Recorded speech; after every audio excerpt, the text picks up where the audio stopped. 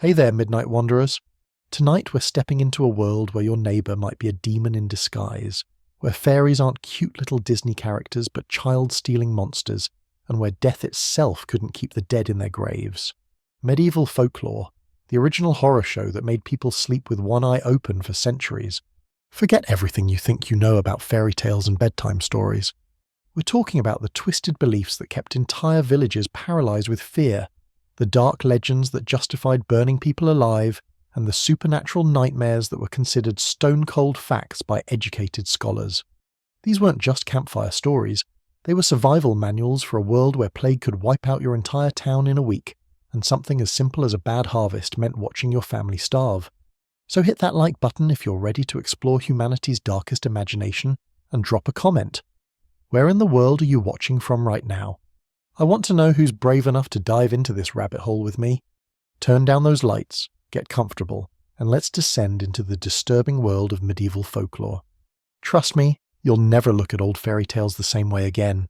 Now, before we dive into the monsters and demons that haunted medieval nightmares, we need to understand something crucial about how people in the Middle Ages processed their daily existence. And trust me, their daily existence was not what you'd call a walk in the park, unless that park regularly flooded, caught fire, and occasionally got ransacked by armed strangers on horseback. Medieval society had developed a rather sophisticated coping mechanism for dealing with an absolutely brutal reality, and that mechanism was folklore. Not the sanitized bedtime stories we tell children today, but raw, visceral narratives about supernatural forces that could explain why your crops failed, why your neighbour's baby died, or why that mysterious illness was spreading through your village faster than gossip at a wedding. Think about it this way. You're living in an era where medical science consists largely of let's bleed you and hope for the best, where a simple infected cut could mean death, and where roughly 1 in 3 children wouldn't make it to their 5th birthday. You need explanations. You need frameworks. You need something that makes the chaos feel manageable, even if that something is terrifying. Because here's the thing about supernatural explanations. At least they gave you rules. Cross a fairy circle, bad things happen. Forget to bless your bread, demons might get in. Break a promise to a spirit, expect consequences. Terrible rules, absolutely, but rules nonetheless. Better than the alternative, which was acknowledging that sometimes bad things just happened for no reason whatsoever, and you were completely helpless to stop them. Not exactly a comforting worldview when you're trying to fall asleep in a drafty wooden house that could burn down at literally any moment. So when we talk about medieval folklore as psychological adaptation, we're talking about an entire civilization using storytelling to process trauma, explain the inexplicable, and maintain some semblance of control over an uncontrollable world. The plague that wiped out half your village? That wasn't random biological chance. That was divine punishment, or demonic interference, or the work of witches who deserved to be hunted down. Your child got sick and died? A fairy must have stolen the real baby and left a changeling in its place. Your friend started acting strangely after a head injury, clearly possessed by an evil spirit. These explanations are horrifying to our modern sensibilities, but they served a specific function.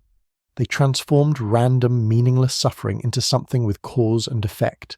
Something you could potentially do something about, even if that something was ritualistic and ultimately useless. And here's where it gets really interesting and deeply relevant to our modern world. Because we like to think we've moved past all this superstitious nonsense, right? We're rational, scientific, enlightened people of the 21st century. Except we absolutely have not moved past this at all. We've just swapped out the specific fears. Medieval, they worried about witches cursing their livestock. We worry about corporations poisoning our food. They saw supernatural explanations for disease. We see conspiracy theories about vaccines. The mechanism is identical. We're still using storytelling to process threats we don't fully understand and can't fully control. The demons just wear different costumes now. Medieval folklore remains relevant because the human brain hasn't changed much in the last 1,000 years. We're still pattern-seeking creatures desperately trying to make sense of chaos. We still need narratives that explain why bad things happen. We still create monsters to embody our fears. The only difference is that our monsters wear suits and hide in algorithms instead of lurking in dark forests. But make no mistake, they're the same monsters, just rebranded for a new era. Keep that in mind as we explore these ancient terrors, because I guarantee you'll start seeing uncomfortable parallels to the stories we tell ourselves today. Right, so let's talk about the single greatest rebranding campaign in human history.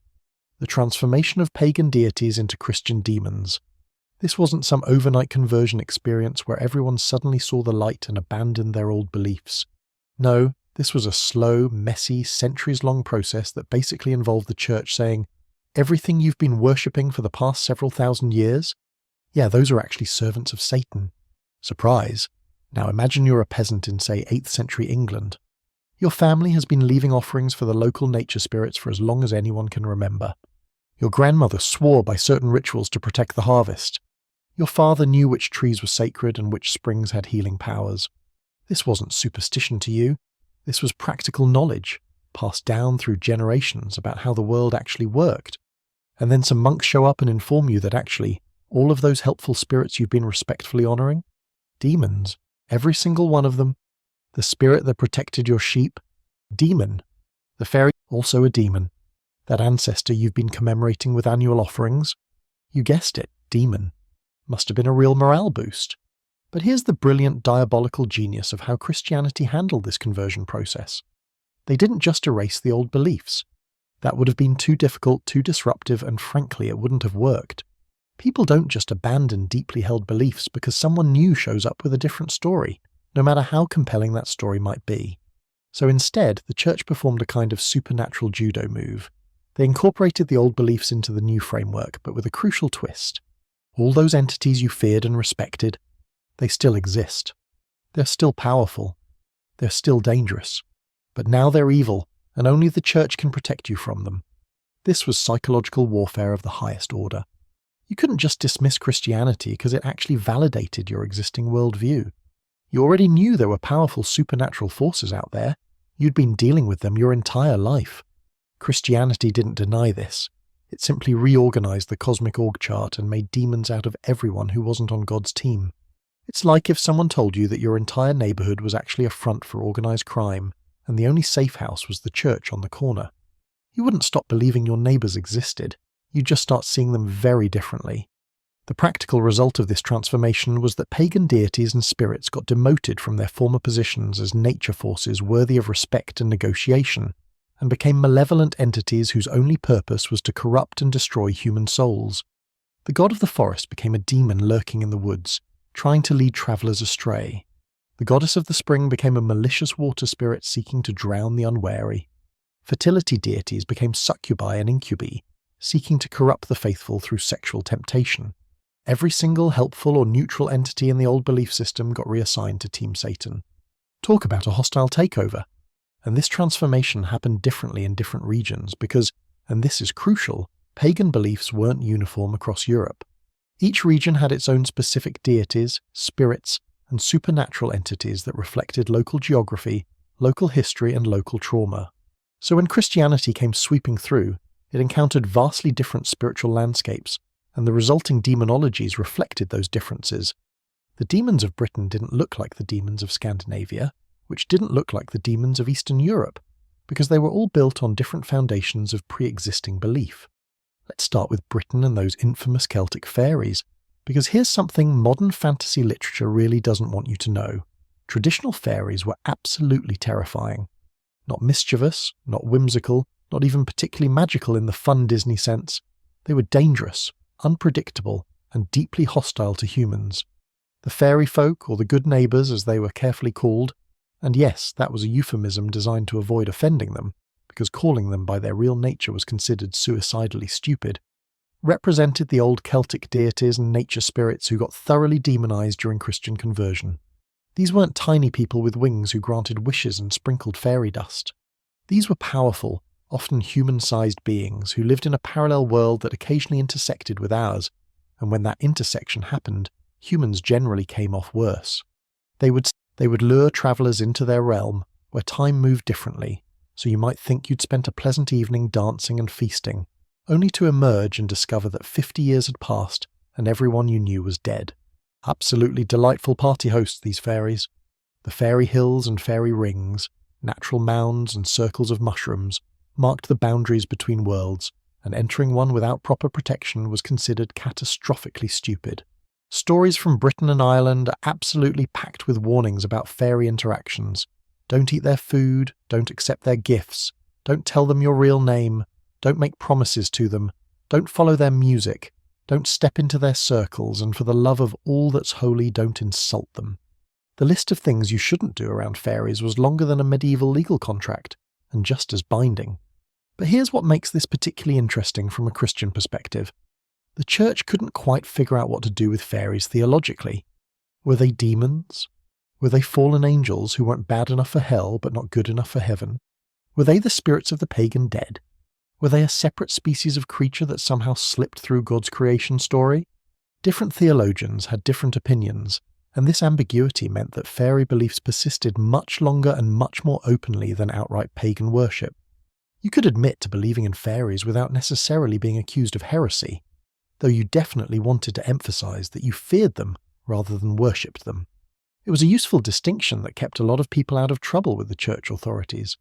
The transformation of fairies from respected nature spirits into demonic entities reflected a specifically British and Irish anxiety about the landscape itself. These were islands with deep, complicated histories, with layer upon layer of conquest and displacement. The fairy folk represented the old inhabitants, the ones who were there first, the ones who never really left, the ones who watched from the margins as new peoples and new religions took over their land. There's a real sense in fairy lore that these beings are fundamentally other, that they belong to the land in a way humans never fully can, and that they resent the intrusion. Its colonization anxiety turned supernatural, with the fairies representing the return of the repressed, all those old beliefs and old peoples that Christianity tried to erase but never quite managed to eliminate. Now let's shift to Eastern Europe, where the vampire legends emerged, and here we're talking about a completely different flavour of supernatural terror. The Slavic vampire, or rather the various regional variants that would eventually get homogenized into the vampire we know today, represented a fundamentally different set of anxieties than British fairies. These were anxieties about death, about burial, about the permeability of the boundary between life and death, and about the possibility that the dead might not stay where they were supposed to stay. Pre-Christian Slavic beliefs had a complex relationship with death and the dead. Ancestor veneration was important, but so was the understanding that the dead could be dangerous if not properly honoured or properly buried. There were specific rituals that had to be performed to ensure the dead transitioned to the afterlife, and didn't linger in the world of the living. When Christianity arrived and disrupted these traditional practices, the result was a crisis of confidence about whether the dead were being properly managed. If you'd been following specific burial customs for generations because they kept the dead peaceful, and then suddenly those customs were declared pagan nonsense, what happened to all the dead people who weren't being properly seen off anymore? Naturally, they came back. Or at least people became convinced they might come back. The vampire, which by the way is a fairly modern term that only entered Western European vocabulary in the 18th century, was originally called many different names depending on the region. Strigoi in Romania, Vrikolakas in Greece, Upir in Russia. The details varied, but the core concept was consistent. This was a dead person who had failed to stay dead, and who now preyed on the living. Not always by drinking blood, incidentally. That particular detail got emphasized later. Early vampire lore included all sorts of methods by which the undead might harm the living, draining life force, spreading disease, causing nightmares, destroying crops, killing livestock. Blood drinking was just one option on a fairly extensive menu of post-mortem antisocial behaviour. What made someone likely to become a vampire? Well, the list was long and concerning. Dying without proper burial rites, obviously. Being excommunicated. Dying while in a state of sin. Being a criminal or a heretic. Committing suicide. Being the victim of murder. Being born with certain physical abnormalities. Being born at certain times of year. Having a cat jump over your corpse. Being bitten by a vampire yourself. The criteria were so broad that probably a solid quarter of the population was at risk of vampirism by at least one definition. Talk about job security for the local priest, who could perform various protective rituals, for a fee naturally. The vampire panics that swept through Eastern Europe in the 17th and 18th centuries, yes, centuries plural, reveal something fascinating about how deeply these beliefs were embedded in the culture. These weren't ignorant peasants getting worked up over nothing. We're talking about educated administrators, military officers, and even physicians investigating reports of vampires, exhuming corpses, and filing detailed reports about their findings. The famous case of Peter Blagojevich in 1725 involved multiple witnesses, official testimony, and a formal investigation that ended with the exhumed corpse being staked and burned. This wasn't fringe behaviour, this was mainstream social practice. The Christian bodies were supposed to await resurrection, not go on midnight snacking runs. But on the other hand, the concept of demons animating corpses fit reasonably well within Christian demonology, and the notion that sinful people might be particularly vulnerable to this kind of demonic interference was actually pretty consistent with church teaching about the consequences of sin. So the church ended up in this weird position of simultaneously denying that vampires were real while tacitly endorsing protective practices against them.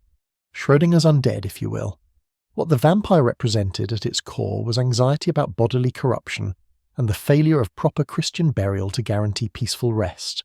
In a time when death was everywhere, from disease, from war, from famine, from violence, the idea that death might not even be final, that the dead might come back hungry and hostile, was perhaps the ultimate nightmare. The vampire took all the normal fears about death and added the terrifying possibility that dying wasn't an end to suffering, but potentially the beginning of a whole new kind of torment. Not exactly the eternal rest everyone was hoping for. Let's head north to Scandinavia, where the Old Norse beliefs created yet another distinct flavour of supernatural horror. The Scandinavian giants, Jötnar in Old Norse, were primal forces of chaos that predated the gods themselves in Norse mythology. They represented wild nature, destructive power, and the constant threat of cosmic disorder overwhelming the carefully maintained order of civilization. When Christianity arrived in Scandinavia, these giants didn't just disappear from the cultural imagination. They got recontextualized as demons and monsters, but with a particularly Scandinavian flavour that reflected the region's harsh environment and history of violence. The thing about Scandinavian folklore is that it never fully committed to the Christian rebranding in quite the same way other regions did. The old stories persisted, sometimes alongside Christian belief, sometimes merged with it in strange hybrid forms. You get stories about trolls that are clearly descended from the Jötnar, but existing in a Christian world where they fear church bells and can be defeated by invoking Christ's name.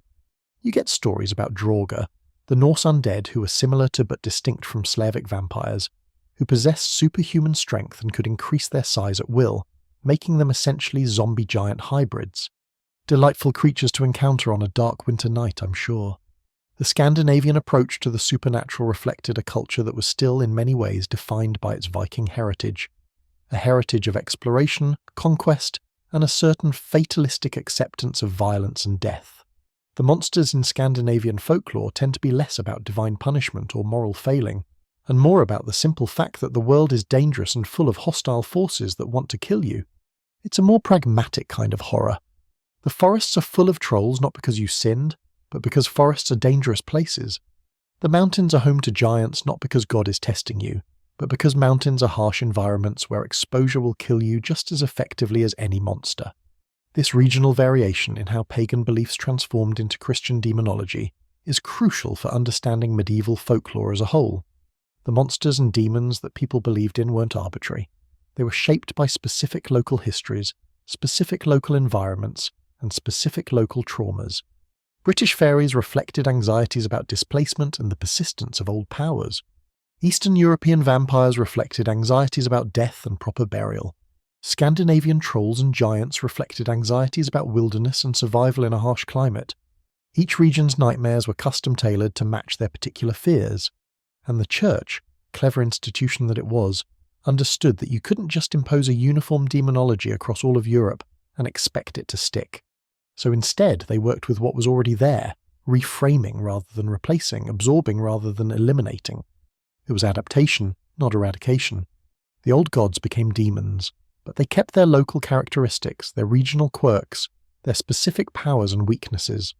Christianity provided the theological framework, the cosmic battle between good and evil, God and Satan, but the specific cast of evil characters was locally sourced.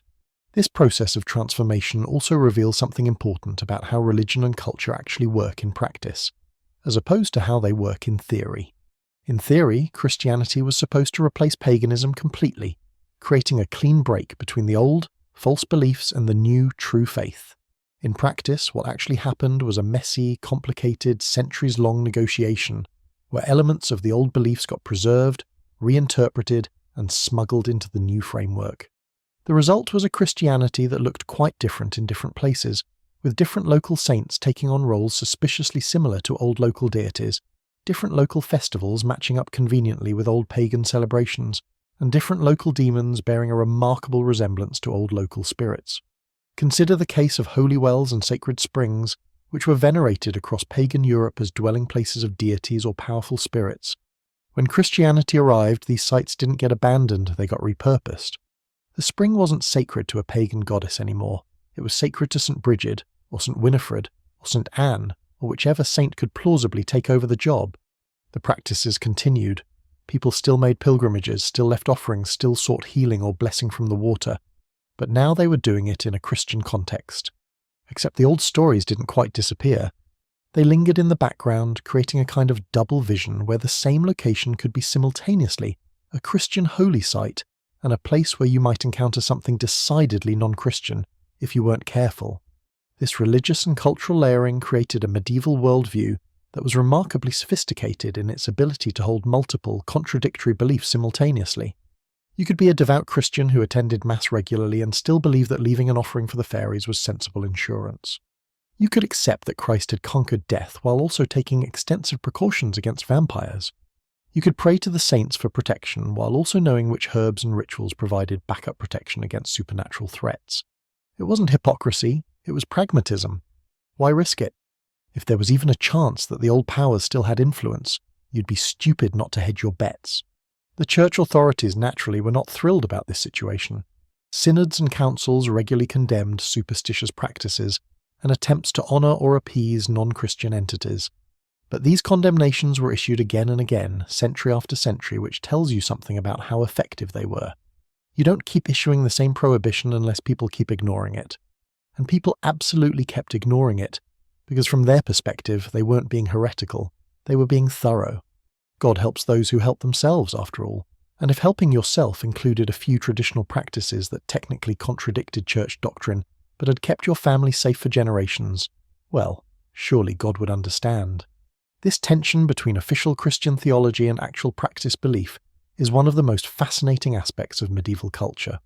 The church could control what was preached from the pulpit, but it couldn't control what people believed in the privacy of their own homes, or what practices they maintained in their fields and forests. And the folklore, the stories, the rituals, the beliefs about supernatural entities, that's where you can see what people actually thought, as opposed to what they were supposed to think. The gap between those two things is where the real medieval worldview lived. Now medieval life was, as we've established, extraordinarily difficult and dangerous. Disease, famine, war, violence, all were constant threats that could destroy your life with little or no warning. You had virtually no control over these things through practical means. You couldn't prevent the plague. You couldn't stop armies from devastating your village. You couldn't guarantee your crops would survive the growing season. You were, in very real terms, helpless against most of the forces that determined whether you lived or died. But if misfortune came from demons or witches or angry fairies, then there were things you could do.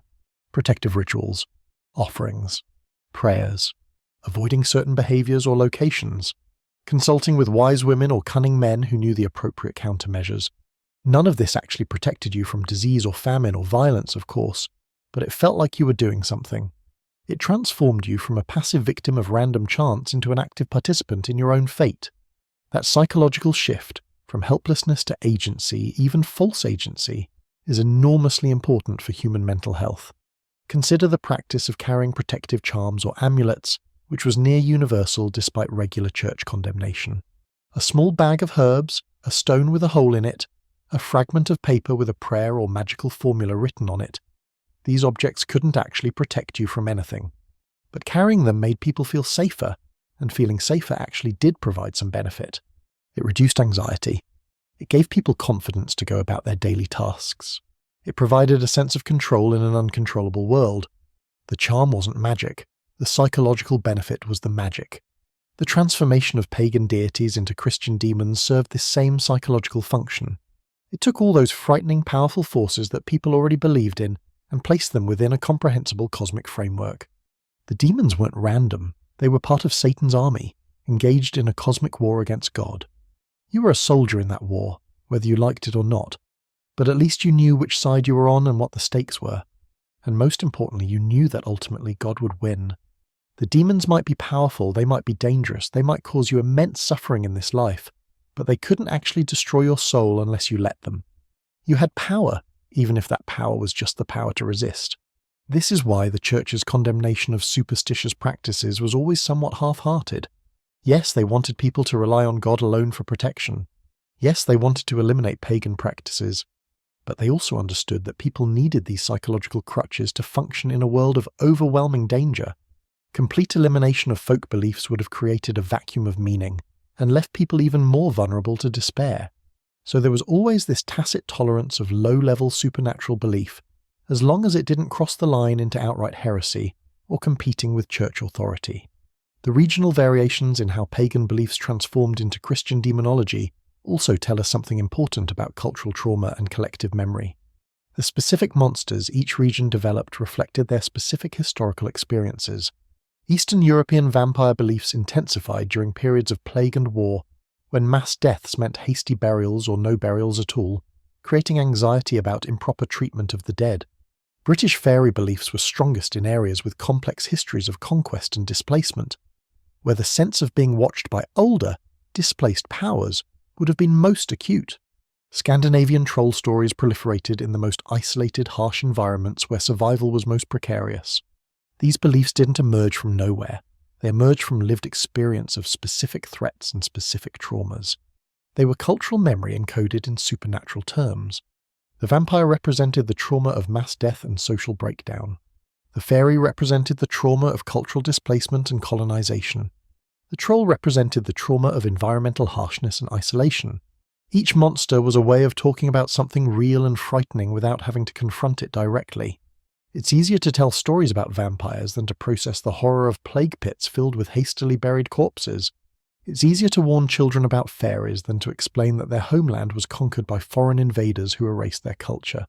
It's easier to fear trolls in the mountains than to acknowledge that nature is fundamentally indifferent to human survival. This is why medieval folklore remains relevant today, even though we no longer literally believe in vampires or fairies or trolls. We're still doing exactly the same thing, using monster stories to process cultural trauma and collective fear. Our monsters just look different. We fear zombies instead of vampires, but we're expressing the same anxiety about social breakdown and the loss of our humanity. We fear aliens instead of fairies, but we're expressing the same anxiety about powerful entities from elsewhere who might steal us away or infiltrate our society. We fear artificial intelligence instead of demons, but we're expressing the same anxiety about malevolent non-human intelligence seeking to corrupt or control us. The mechanism hasn't changed. We're still creating monsters to embody our fears, still using supernatural stories to process real-world trauma, still seeking psychological agency through rituals and practices that make us feel safer even if they don't actually protect us. We like to think we're more rational than our medieval ancestors, but we're really not. We've just swapped the specific content while keeping the underlying psychological structure intact. Medieval people feared demonic possession. We fear identity theft. They protected their homes with holy water. We protect ours with security systems. Different tools, same impulse. And this is what makes studying medieval folklore so valuable. It holds up a mirror to our own belief systems and shows us that we're not as different from our ancestors as we'd like to think. We're still scared of the same basic things: loss of control, invasion by hostile forces, the vulnerability of our bodies and minds, the permeability of boundaries that should keep us safe, the possibility that trusted institutions might fail us. We've just updated the vocabulary. The transformation of pagan gods into Christian demons represents one of the most successful rebranding campaigns in history, but it wasn't a complete victory for Christianity. The old beliefs survived, hidden within the new framework, maintaining their power and influence even as their names and official interpretations changed. This created a medieval worldview that was far more complex, more contradictory, and more psychologically sophisticated than the simple narrative of Christian triumph over paganism would suggest.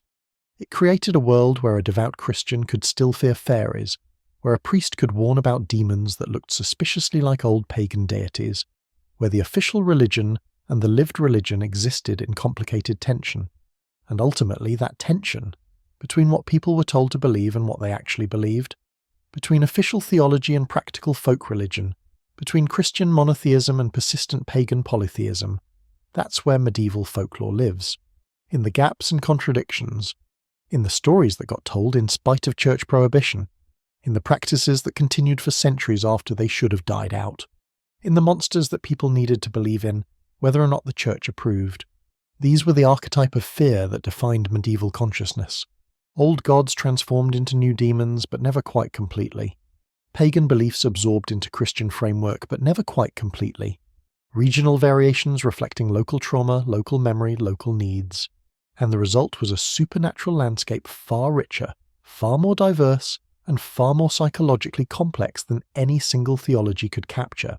The medieval mind contained multitudes, and it needed to, because the world it was trying to understand and survive in was itself multitudinous, contradictory, and utterly terrifying. So when we look at British fairies stealing children, or Eastern European vampires rising from graves, or Scandinavian trolls lurking in mountains, we're not looking at quaint superstitions or primitive beliefs. We're looking at sophisticated psychological tools developed over centuries to help human beings cope with a world that was trying very hard to kill them. We're looking at cultural memory preserved in supernatural form. We're looking at trauma transformed into story. And most importantly, we're looking at ourselves because we're still doing exactly the same thing.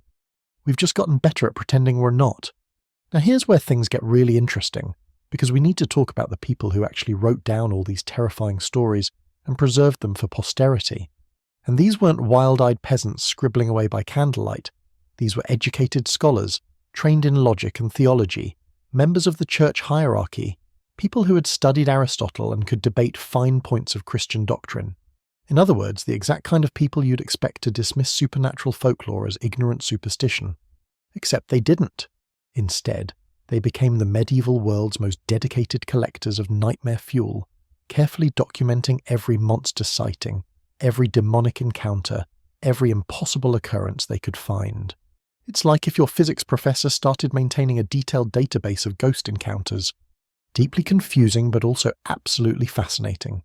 Let's start with Gervais of Tilbury, who perfectly embodies this contradiction. Born around 1150, Gervais was about as establishment as you could get in medieval society. He studied at Bologna, one of Europe's premier universities. He worked as legal advisor and diplomat. He moved in the higher circles of power, eventually becoming Marshal of the Kingdom of Arles under Holy Roman Emperor Otto IV. This was not some fringe figure working on the margins of society. This was a man at the absolute centre of medieval intellectual and political life. And what did he do with his education and position? He wrote the Ottia Imperialia, a massive encyclopedia that's 1/3 geography, 1/3 history, and 1/3 absolutely bonkers supernatural stories that would make a horror novelist blush. The Ottia Imperialia, which translates roughly as recreation for an emperor, because apparently reading about demons and monsters was how medieval royalty relaxed, which tells you something about their stress levels, is a remarkable document. Gervais structures it as a serious scholarly work, citing classical authorities, providing geographical details, discussing theological implications. He's doing everything right according to medieval academic standards.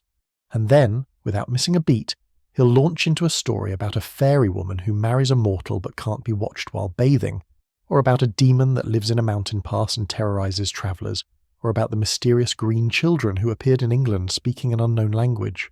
He presents all of this with the same authoritative tone he uses for discussing Roman history or church doctrine. It's genuinely difficult to tell when he's being serious and when he's, well, actually he seems to be serious all the time, which is the unsettling part. What makes Gervais particularly fascinating is that he clearly doesn't see any contradiction between his education and his belief in the supernatural. For him, the natural world and the supernatural world exist side by side, both equally real, both equally worthy of scholarly investigation. He applies the same intellectual rigour to analysing a demon encounter that he does to analysing a legal precedent. This isn't credulity or ignorance, it's a completely different worldview where the supernatural is simply part of reality, requiring explanation and categorisation just like anything else. It's medieval empiricism applied to ghosts. Not exactly the scientific method, but you can see the impulse towards systematic knowledge, even if the subject matter is flying dragons and shape-shifting spirits. Gervais's approach reveals something crucial about medieval intellectual culture. These scholars weren't stupid, and they weren't unsophisticated. They had access to classical philosophy, they understood logic and rhetoric, they could construct complex arguments. But they were working within a framework where the supernatural was a given, not a question. The issue wasn't whether supernatural entities existed. Of course they existed, everyone knew that. but rather what they were, how they operated, and what they meant. Gervais was trying to create a taxonomy of the impossible, a field guide to the supernatural world. Ambitious project, definitely, though the peer review process must have been complicated. Now let's turn to Walter Map, who represents a somewhat different approach to the same project. Walter was born around 1140, making him a near contemporary of Gervais, and he had a similarly impressive career. Oxford education, royal courtier, Archdeacon of Oxford, all the usual credentials. Walter's work is part memoir, part social commentary, part gossip column, and part supernatural anthology. If Gervais was attempting to create an organised encyclopedia of wonders, Walter was more interested in collecting and sharing the best stories he'd heard, preferably with biting commentary about the people involved. What sets Walter apart is his tone, which is considerably more cynical and sceptical than Gervais's. Walter frequently includes supernatural stories and then undercuts them with observations that suggest he's not entirely convinced they're true. He'll describe a miracle and then mention that the person reporting it had financial motives to lie. He's simultaneously documenting folklore and side-eyeing it, giving readers just enough doubt to question the stories while still preserving them in detail. It's actually quite sophisticated. He gets to have his supernatural cake and skeptically eat it too. Walter's skepticism extended particularly to church corruption and hypocrisy, which he documented with evident glee. He had stories about monks who turned out to be demons in disguise, priests who made pacts with evil spirits, abbots who engaged in decidedly unchristian behaviour. Some of the clever strategy, really. You can't easily punish someone for defamation if they're technically just repeating a story about a demon who happened to dress like a bishop. Plausible deniability, medieval style. But here's what's interesting. Even Walter, with all his skepticism and cynicism, never quite crosses the line into outright disbelief. He doubts specific stories. He questions specific witnesses. He mocks specific interpretations. But he never denies that supernatural phenomena occur. His skepticism is about particulars, not about the general proposition that the world contains demons, spirits, and impossible events. It's like he's saying, I don't believe this ghost story, but I definitely believe in ghosts. This position, critical but not rejecting, skeptical but not dismissive, was typical of educated medieval thought on the supernatural. Both Gervais and Walter represent a peculiar intellectual position that's almost alien to modern thinking. They're simultaneously rational and irrational, credulous and skeptical, scientific and superstitious. They apply logical thinking to illogical subjects. They demand evidence for supernatural claims while accepting the basic premise that supernatural claims can be true. They're trying to be empirical about the impossible. To modern minds, this seems contradictory. You're either rational or you're not, right? Either you believe in the supernatural or you don't. But medieval scholars didn't see it that way. For them, rationality meant examining evidence and drawing conclusions, and if the evidence pointed towards supernatural explanations, well, that's where rationality led you. The Church taught that demons existed and could interact with the mortal world. That was official doctrine, not optional belief. But the Church also warned against excessive credulity and superstition. So medieval scholars had to walk this tightrope where they accepted the reality of supernatural forces while being cautious about every specific claim. Too much belief made you superstitious and possibly heretical. Too much skepticism made you potentially heretical in a different way, by denying church teaching about spiritual warfare. The safest position was exactly where Gervais and Walter landed, accepting the general framework while maintaining critical distance on specific cases. This ambivalence also reflected genuine intellectual humility about the limits of human knowledge. They had classical texts that contradicted each other, church teachings that sometimes seemed paradoxical, and everyday observations that didn't fit neatly into any existing framework. In that context, supernatural explanations weren't a failure of rationality. They were a rational acknowledgement that the world contained mysteries beyond human understanding. When you can't explain something through natural causes, and supernatural causes are theologically legitimate, why wouldn't you consider supernatural explanations? It's actually quite logical, given their premises. Wrong by our modern understanding, but internally consistent. The work of chroniclers like Gervais and Walter also served crucial social functions beyond just documenting folklore. They were creating shared narratives that helped their society make sense of itself. When Gervais collected stories from across Europe and presented them in a single volume, he was mapping the supernatural landscape of his entire world. He was showing that supernatural encounters weren't isolated incidents but part of a broader pattern. He was creating a sense of collective experience. You're not alone in encountering strange things. Everyone everywhere is dealing with this. That's psychologically powerful, transforming individual terror into shared knowledge. Walter's work served a different but equally important function. Supernatural stories gave him cover. He could criticize power structures by telling stories about demons infiltrating those structures. He could mock incompetent leaders by describing how they were deceived by spirits. The supernatural provided a kind of narrative immunity. It's just folklore. It's just stories. Nobody could be held accountable for repeating them. Except everyone understood the subtext, and that's where the real message lived. Both chroniclers also reveal something about the relationship between education and belief in medieval society. We tend to assume that education reduces supernatural belief, that the more you know, the less likely you are to believe in ghosts and demons. But in medieval Europe, education often reinforced supernatural belief, because education meant studying theology, and theology was very clear that supernatural forces existed. The most educated people in medieval society, the clergy, the university scholars, the philosophers, were often the most convinced about supernatural reality, because their education had taught them sophisticated frameworks for understanding it. Ignorance didn't create belief in the supernatural. Education did.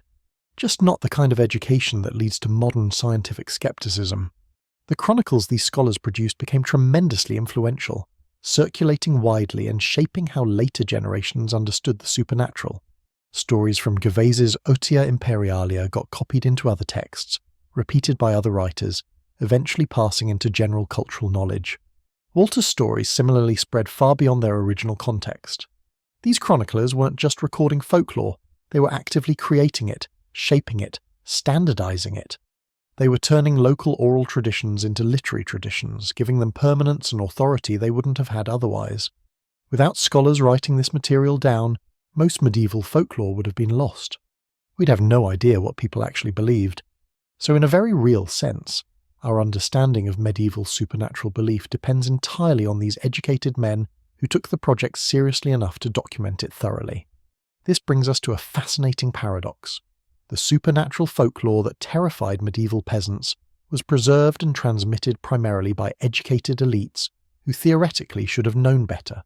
But they didn't know better, because from their perspective they were the ones who truly understood. The peasants might have the raw stories, but the educated chroniclers had the theological and philosophical frameworks to properly interpret those stories. They were bringing reason and order to supernatural chaos. They were applying intellectual rigor to the spirit world. In their minds, they weren't being credulous. They were being thorough. Not exactly the scientific revolution, but you can see a certain methodological consistency that would eventually, several centuries later, evolve into actual science. Just not yet. Not for a long time yet. Let's shift now to talking about the monsters themselves, because medieval bestiaries and chronicles are absolutely packed with creatures that seem bizarre and arbitrary to modern readers, but which made perfect sense in medieval context as coded representations of social anxieties. These weren't just scary stories, they were metaphors wrapped in scales and fur and teeth.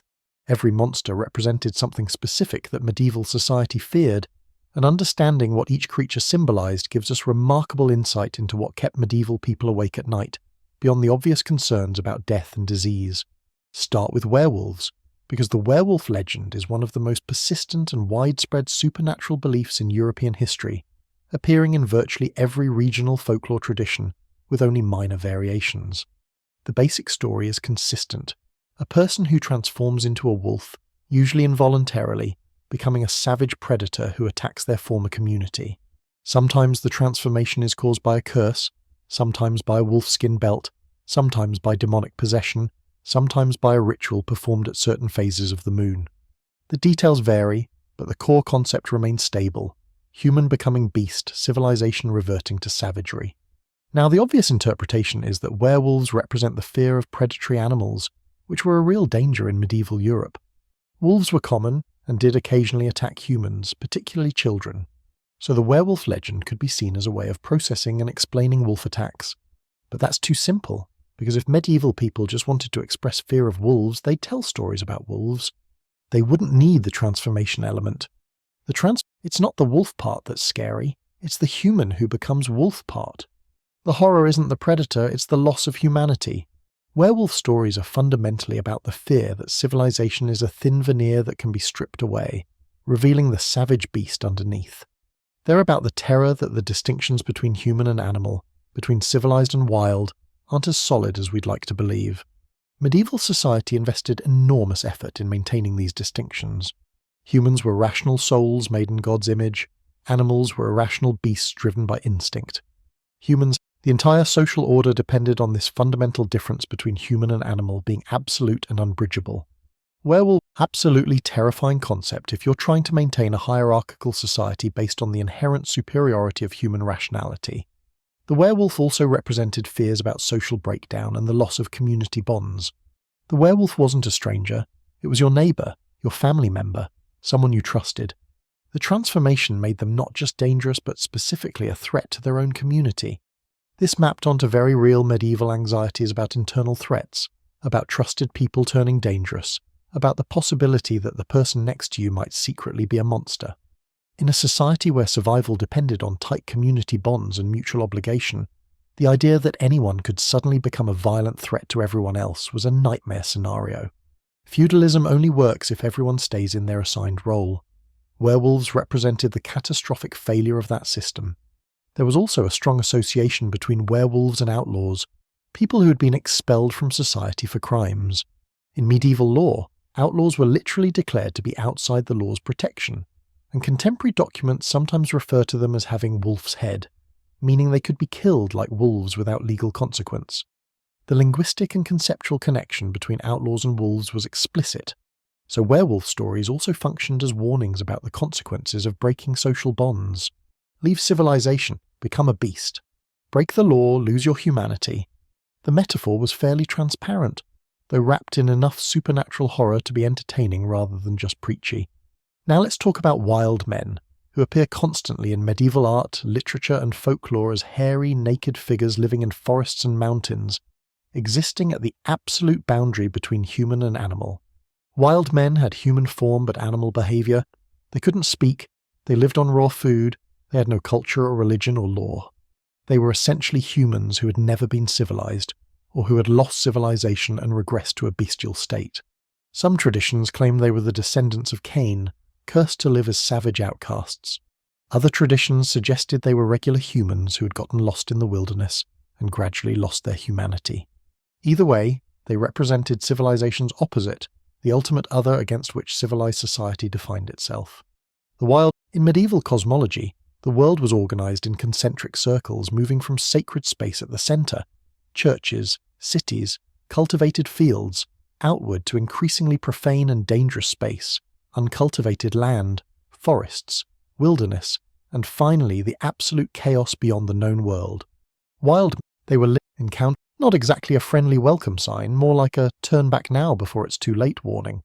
Wild men also represented social anxieties about maintaining civilization against constant pressure to slip back into barbarism. Medieval people were acutely aware that civilization was a recent and fragile achievement. The Carolingian Renaissance had attempted to restore learning and culture, but that too had fractured. Civilization felt precarious, like something that required constant effort to maintain and could be lost at any moment. You became them. Hairy, savage, unable to speak or think or pray. It was the gendered aspect of wild man imagery is also worth noting.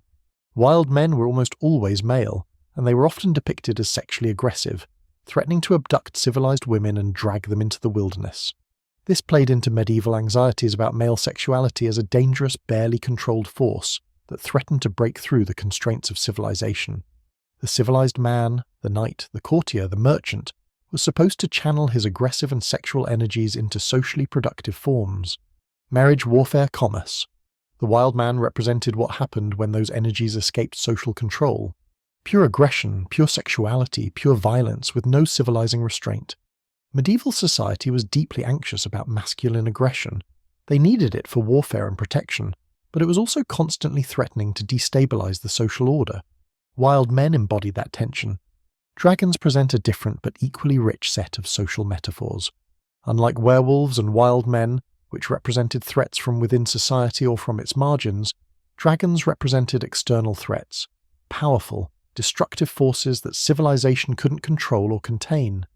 Dragons in medieval lore weren't the relatively benign creatures of some modern fantasy fiction.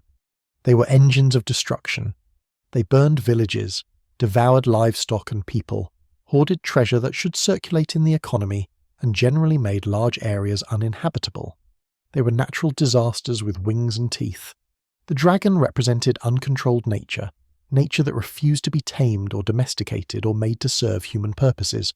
Medieval society was engaged in a constant struggle to impose order on a chaotic natural world, clearing forests, draining swamps, building walls, ploughing fields, channeling rivers. This was civilization's work, transforming wilderness into productive land. But nature pushed back constantly. Floods destroyed fields. Droughts killed crops. Storms wrecked buildings. Wild animals ate livestock. Disease spread through populations. Nature was powerful and hostile and absolutely indifferent to human needs. The dragon symbolized all of that natural power and hostility concentrated into a single terrifying entity. Dragons also represented threats to the feudal economic order, which is why they're so often depicted hoarding treasure. In feudal society, wealth was supposed to circulate. Hoarding wealth was economically destructive and morally wrong. Wealth that wasn't circulating couldn't generate more wealth or fulfill its social purpose. They created what was essentially an economic dead zone. The treasure existed but was useless, locked away where it couldn't benefit anyone. Slaying the dragon and redistributing its hoard was therefore not just heroic but economically necessary. It restored resources to productive use. The dragon-slaying knight was a potent symbol of aristocratic virtue. The knight represented controlled lawful violence in service of social order. The dragon represented chaotic, destructive violence that threatened social order. The knight's victory demonstrated that civilization, represented by martial skill, Christian faith, and aristocratic values, could triumph over chaos. These stories reinforced the legitimacy of the warrior aristocracy by showing them doing what they were supposedly uniquely qualified to do: protect society from existential threats. Never mind that actual knights spent most of their time collecting taxes and fighting each other over land disputes. The ideal knight fought dragons, and the ideal was what mattered for social mythology. There's also a religious dimension to dragon symbolism that can't be ignored. Dragons were explicitly associated with Satan and demonic forces. The Book of Revelation describes Satan as a dragon. St. George, St. Michael, and various other saints were depicted fighting dragons as representations of their spiritual warfare against evil. So dragon stories weren't just about natural or social threats, they were about spiritual threats. The dragon was the enemy of God, the enemy of the church, the enemy of Christian civilization. Fighting dragons was fighting evil itself. This gave dragon-slaying stories an additional layer of meaning beyond the obvious physical bravery involved. You weren't just protecting your village, you were engaging in cosmic warfare between good and evil. What's fascinating about all these monsters, werewolves, wild men, dragons, is how they encoded very specific social anxieties in supernatural form.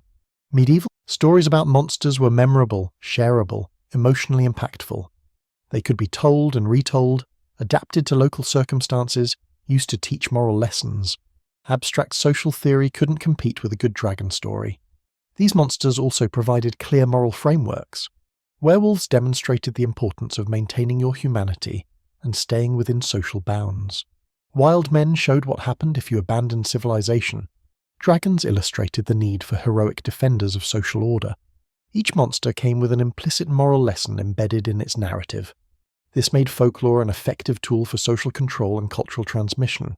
You didn't need to lecture people about social norms.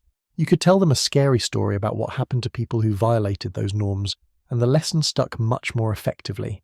Fear is an excellent teacher, and medieval society understood this instinctively. The monsters also evolved over time in response to changing social conditions. Early medieval werewolf stories tended to emphasize the involuntary nature of the transformation. The werewolf was a victim of a curse, deserving pity as much as fear. Later medieval stories increasingly portrayed werewolves as making deliberate choices to embrace their bestial nature, reflecting growing social anxiety about internal threats and subversion. Wild men in early medieval art were often depicted as relatively benign, even comical figures. By the late medieval period, they'd become much more threatening and explicitly demonic. Dragons remained fairly consistent throughout, probably because the basic social anxieties they represented, uncontrollable nature, economic disruption, external threats, stayed constant across the entire medieval period. Regional variations in monster folklore also tell us about regional variations in social anxiety. Areas with strong feudal structures emphasized dragons and the importance of knightly dragon slayers, reinforcing aristocratic legitimacy. Areas with weaker central authority tended to emphasize werewolves and internal threats, reflecting actual concerns about social breakdown and outlaw violence. Coastal regions developed specific maritime monsters that represented the dangers of sea travel and trade. Mountain regions had mountain-specific monsters representing the dangers of alpine environment. Every region crafted its supernatural threats to match its natural and social landscape. What we're seeing in all of this is sophisticated social commentary disguised as entertainment. Medieval people understood, probably more clearly than we give them credit for, that their monsters were metaphors. They knew werewolf stories were about more than just wolves. They knew wild men represented something beyond literal hairy people in forests. They knew dragons symbolized larger threats than just big reptiles. The supernatural framework allowed them to discuss these themes in ways that felt emotionally true even if they weren't literally true. It was a form of social psychology that predated psychology as a discipline by several centuries. And here's the really interesting part. We're still doing exactly the same thing. Our monsters are different, but the mechanism is identical. We fear zombies, which represent social breakdown and loss of humanity. The same anxieties that created werewolves, just with a modern decay aesthetic instead of fur and fangs. We fear aliens, which represent external threats and invasion. The same anxieties that created dragons, just with spaceships instead of wings. We fear artificial intelligence, which represents the loss of human control and autonomy. The same anxieties that created various medieval demons and spirits. We've updated the special effects, but the underlying psychological and social functions haven't changed at all. The chroniclers who wrote about these monsters, people like Gervais and Walter, were documenting their society's collective unconscious, capturing the fears and anxieties that couldn't be expressed directly, but could be explored through supernatural narrative. They were mapping the shadow side of medieval civilization, all the things that threatened to go wrong, all the ways that the carefully maintained social order could collapse. They were creating a catalogue of cultural nightmares, and in doing so, they were actually helping their society process and manage those anxieties. By making the fears concrete and giving them names and stories, they made them less overwhelming. You can fight a dragon. You can identify a werewolf. You can avoid wild men.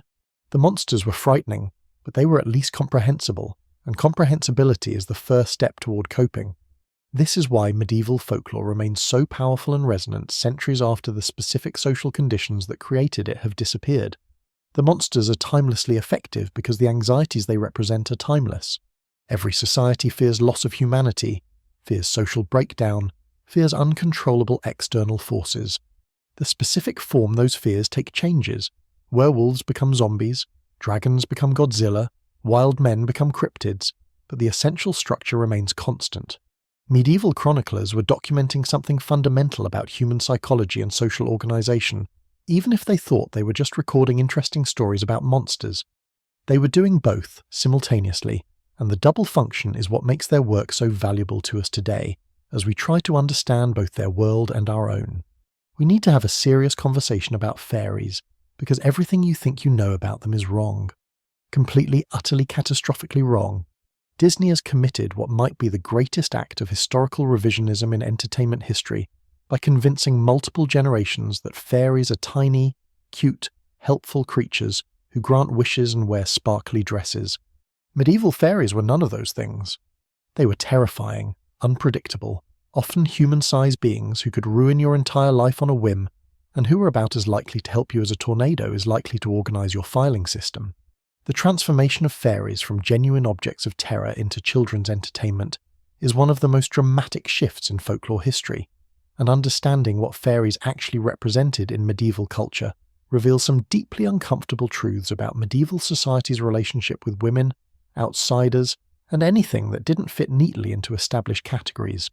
Let's start with the basics of what medieval people actually believed about the fairy folk, because we need to establish just how far modern depictions have drifted from the original concept. Fairies, also called the good folk, the fair folk, the gentry, and various other euphemisms carefully designed to avoid offending them by using their real name, were understood to be a race of supernatural beings who lived in a parallel world that occasionally intersected with the human realm. They weren't They were their own thing, with their own societies, their own rules, their own kingdoms, existing alongside human civilization but fundamentally separate from it. The fairy realm was described as being simultaneously close and impossibly distant. You could accidentally stumble into it by stepping into a fairy ring, a circle of mushrooms or stones, or by entering a hollow hill at the wrong time, or by following strange music into the woods. But once you were there, getting back was another matter entirely. Time worked differently in the fairy realm. You might spend what felt like a single night dancing at a fairy feast, only to return home and discover that 7 years had passed and everyone you knew thought you were dead. Or worse, you might spend what felt like 7 years in the fairy realm, emerge thinking you could pick up your life where you left it, and crumble into dust the moment you step back into the human world, because centuries had actually passed. The fairy realm had absolutely no respect for linear time, which made it extremely dangerous for anyone who valued existing in the same temporal framework as their friends and family. Fairies themselves were generally described as beautiful, sometimes inhumanly so, though this beauty was often described as cold or alien, or somehow wrong. They dressed in green, the colour of the wild places they inhabited. They loved a fairy might give you a bag of gold that would turn to leaves by morning, or might reward you with genuine treasure if you pleased them, and you had no way of knowing which until it was too late. They were essentially cosmic pranksters with godlike power and zero accountability. Not exactly the kind of neighbours you want living next door. Now here's where it gets interesting and more than a little disturbing. Fairy beliefs became progressively darker and more hostile over the course of the medieval period.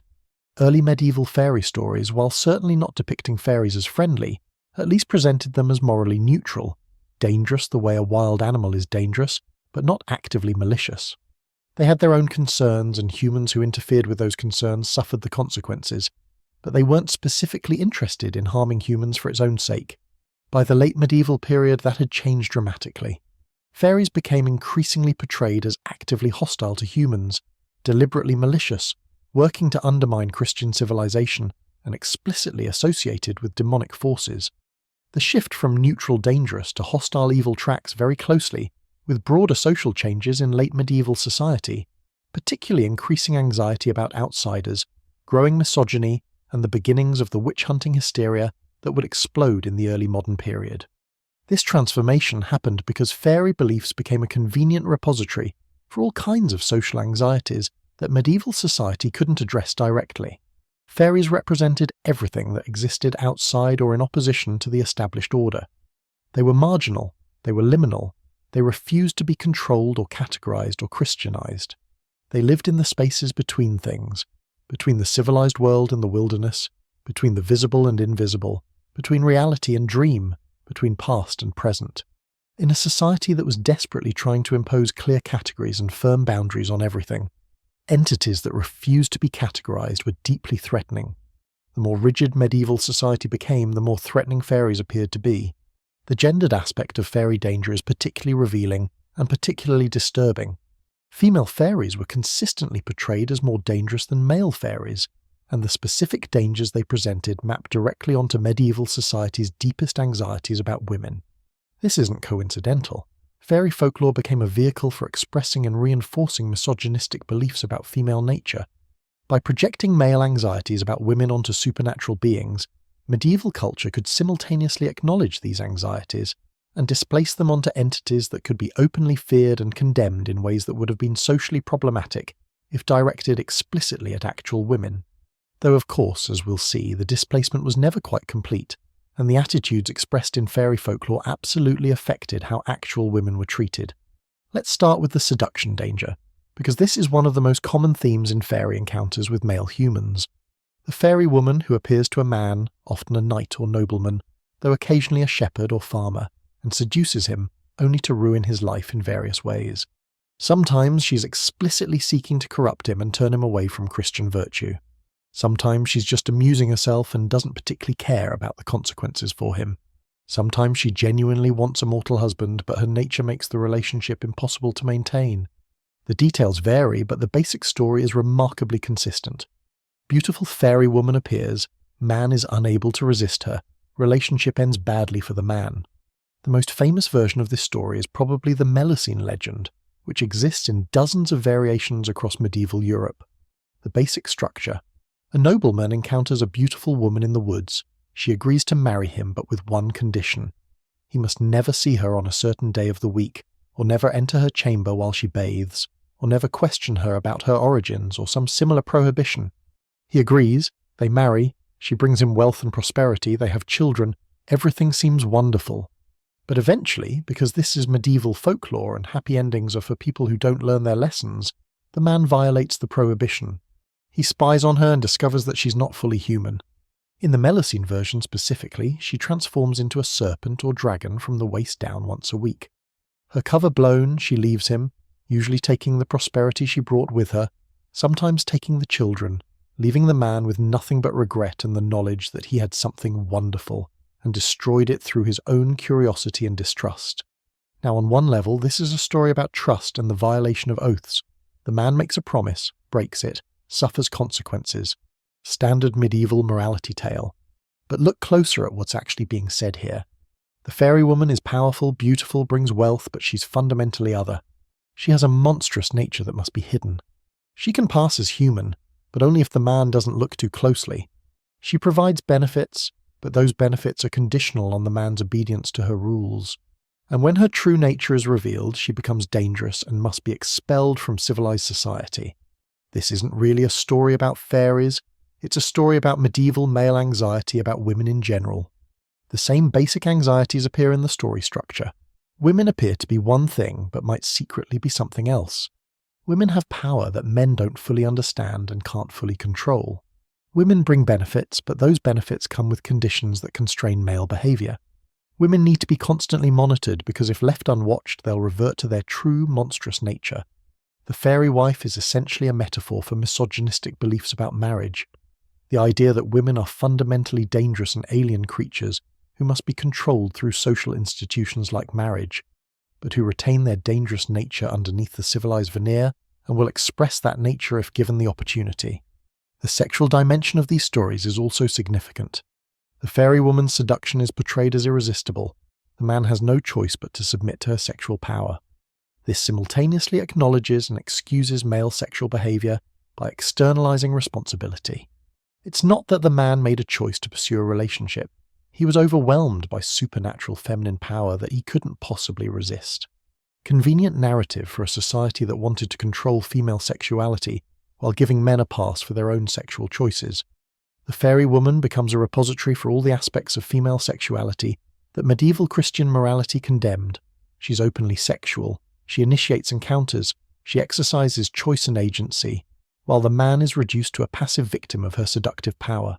This is, not to put too fine a point on it, complete nonsense, but it's nonsense that served important ideological purposes in a deeply patriarchal society. The other major danger associated with female fairies is the theft of babies, and this particular fear deserves extensive examination because it's both widespread and psychologically revealing. The changeling legend appears across European folklore with remarkable consistency. Fairies steal human infants and replace them with fairy children, or with enchanted objects that merely appear to be babies. The substitution usually happens when the baby is very young, before baptism if possible, and the changeling brings nothing but misery to the family. The changeling child might be sickly, deformed, constantly crying, refusing to eat, failing to develop normally. Or it might. The practical horror of this belief system is difficult to overstate. Imagine you're a medieval parent and your child gets sick, or fails to develop normally, or has what we'd now recognize as a developmental disability or neurological condition. You don't have modern medical knowledge to explain what's happening. But you do have a cultural framework that explains illness and disability as supernatural interference. The changeling legend provides that explanation. This isn't really your child. Your real child was stolen by fairies. This creature is a fairy replacement, which is why it's behaving abnormally. And if it's not really your child, then you don't have the same obligations toward it. You might even be justified in trying to force the fairies to return the real child by mistreating the changeling until they agree to trade back. This belief led to actual child abuse and child murder. Historical records document multiple cases where children were harmed or killed by parents or community members who believed they were changelings. Methods for identifying changelings included testing whether the child would react to being placed near fire, whether they would speak when they thought they were alone, whether they could be startled into revealing supernatural knowledge. Methods for forcing fairies to return the stolen child included placing the suspected changeling in danger, putting them on a hot griddle, leaving them outside overnight, threatening them with weapons. The theory was that fairies loved their own children and would return the human child rather than let the fairy changeling be harmed.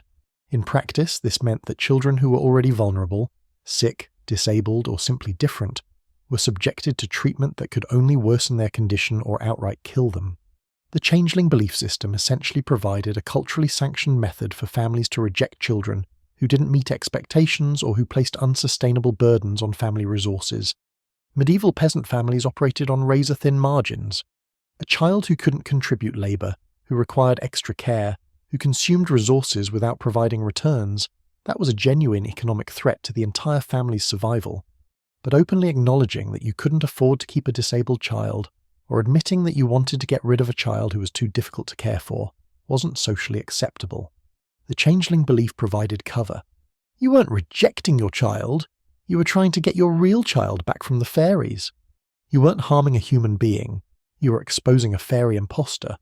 The supernatural framework made the unthinkable thinkable, and gave people permission to do things that would otherwise be recognized as monstrous. But there's another layer here, because changeling accusations often targeted children born to unmarried mothers, or children whose paternity was in doubt, or children born under suspicious circumstances. The changeling belief could be deployed as a weapon against women who violated sexual norms. Your child looks different from everyone else in the family? You have a child, but no husband? The child shows unusual characteristics? Obviously a fairy changeling, which is more acceptable than acknowledging that the mother had sex outside of marriage. The changeling belief allowed communities to express suspicion and condemnation of women's sexual behaviour while maintaining plausible deniability. Nobody's accusing you of adultery directly, they're just suggesting that your child is a fairy. Totally different thing. Except of course it wasn't different at all and everyone understood the subtext. Female fairies were also particularly associated with time distortion, and this gets at another set of anxieties about women's relationship to social time and social obligations. Men who encountered fairy women would lose time, either subjectively, experiencing years that passed as hours, or objectively spending hours that turned out to be years. They would lose their place in normal temporal progression, become unstuck from the regular flow of life events. They would miss obligations, miss opportunities, return to find everything changed and no way to recover what they'd lost. The fairy woman disrupts linear time, disrupts plans, disrupts social order. She represents a threat to the careful temporal organisation that medieval life required. The cycle of agricultural seasons, the schedule of religious festivals, the progression of life stages from birth to marriage to death. This maps onto medieval anxieties about women's disruptive influence on male social life. Women were seen as distracting men from their proper obligations, military service, religious devotion, agricultural labour, all the activities that maintained social order. A man who became too focused on a woman was at risk of neglecting everything else. The fairy woman who steals men away from their normal lives and makes them lose track of time is just an extreme, supernatural version of the basic belief that women represent a threat to male productivity and social integration. It's the same logic that led to monastic rules prohibiting contact with women, that led to endless sermons about the dangers of female company, that led to social structures designed to minimize unsupervised interaction between the sexes. Women, like fairy women, could make men lose track of what was important and forget their obligations to God and society. At least that was the theory. A theory that conveniently ignored the fact that women had their own work and obligations, and weren't actually sitting around plotting to distract men from their duties. The increasing demonization of fairies in late medieval period has to be understood in the context of broader social changes that were making medieval society progressively more misogynistic, more anxious about women's roles and women's power, and more willing to see women as threats requiring control. The late medieval period saw increasing restrictions on women's economic activity, increasing legal limitations on women's rights, increasingly harsh enforcement of sexual double standards, and increasingly violent rhetoric about women's dangerous nature. This wasn't a single cause, it was a constellation of factors including economic pressures, religious reform movements, political instability, and the beginnings of early capitalism's transformation of family structures. But the net result was that women had less autonomy, less protection, and less social value than they'd had in earlier periods. Fairy folklore both reflected and reinforced these social changes. As real women became more restricted and more suspect, fairy women became more dangerous and more explicitly demonic in the stories people told. The fairy, she wasn't her beauty, and because the theological debates about fairy nature are revealing here, early medieval theologians mostly ignored fairies, or treated them as a minor category of nature spirits left over from pagan times, or suggested they might be a separate creation of God that existed alongside humans and angels. But late medieval theologians increasingly insisted that fairies had to be either angels or demons. There was no third category. And since fairies clearly weren't angels, that left only one option. Fairies were demons, or were in league with demons, or were actually devils disguised as fairies. This reclassification had serious consequences because it meant that any interaction with fairies was interaction with demonic forces. Seeking help from a fairy wasn't just foolish, it was heretical. Accepting gifts from fairies wasn't just dangerous, it was making a pact with Satan. And women who claimed to have fairy contacts weren't just superstitious, they were witches. The connection between fairy beliefs and witch accusations becomes explicit in the late medieval period and becomes central to early modern witch hunts. Women who were accused of witchcraft were frequently said to have learned their magic from fairies, or to have attended fairy gatherings, or to have fairy familiars. The Scottish witch trials in particular are full of testimony about women meeting with the Queen of Elfland and receiving instruction in magic from her. The fairy court and the witches' sabbath become conflated, merging into a single nightmare of female supernatural power in rebellion against Christian order. Real women were executed based on confessions, often extracted through torture, about their relationships with fairies. The transition from fairy woman as folkloric character to fairy woman as demonic witch to actual woman as accused witch is frighteningly short and direct. This is where we need to confront the ugly reality that fairy folklore wasn't just entertainment, or even just symbolic expression of social anxiety. It had real consequences for real women. The beliefs encoded in fairy stories, that women are fundamentally other, that female sexuality is dangerous, that women's power must be controlled, that women who step outside proper social roles are in league with evil forces, these beliefs killed women. They justified violence against women.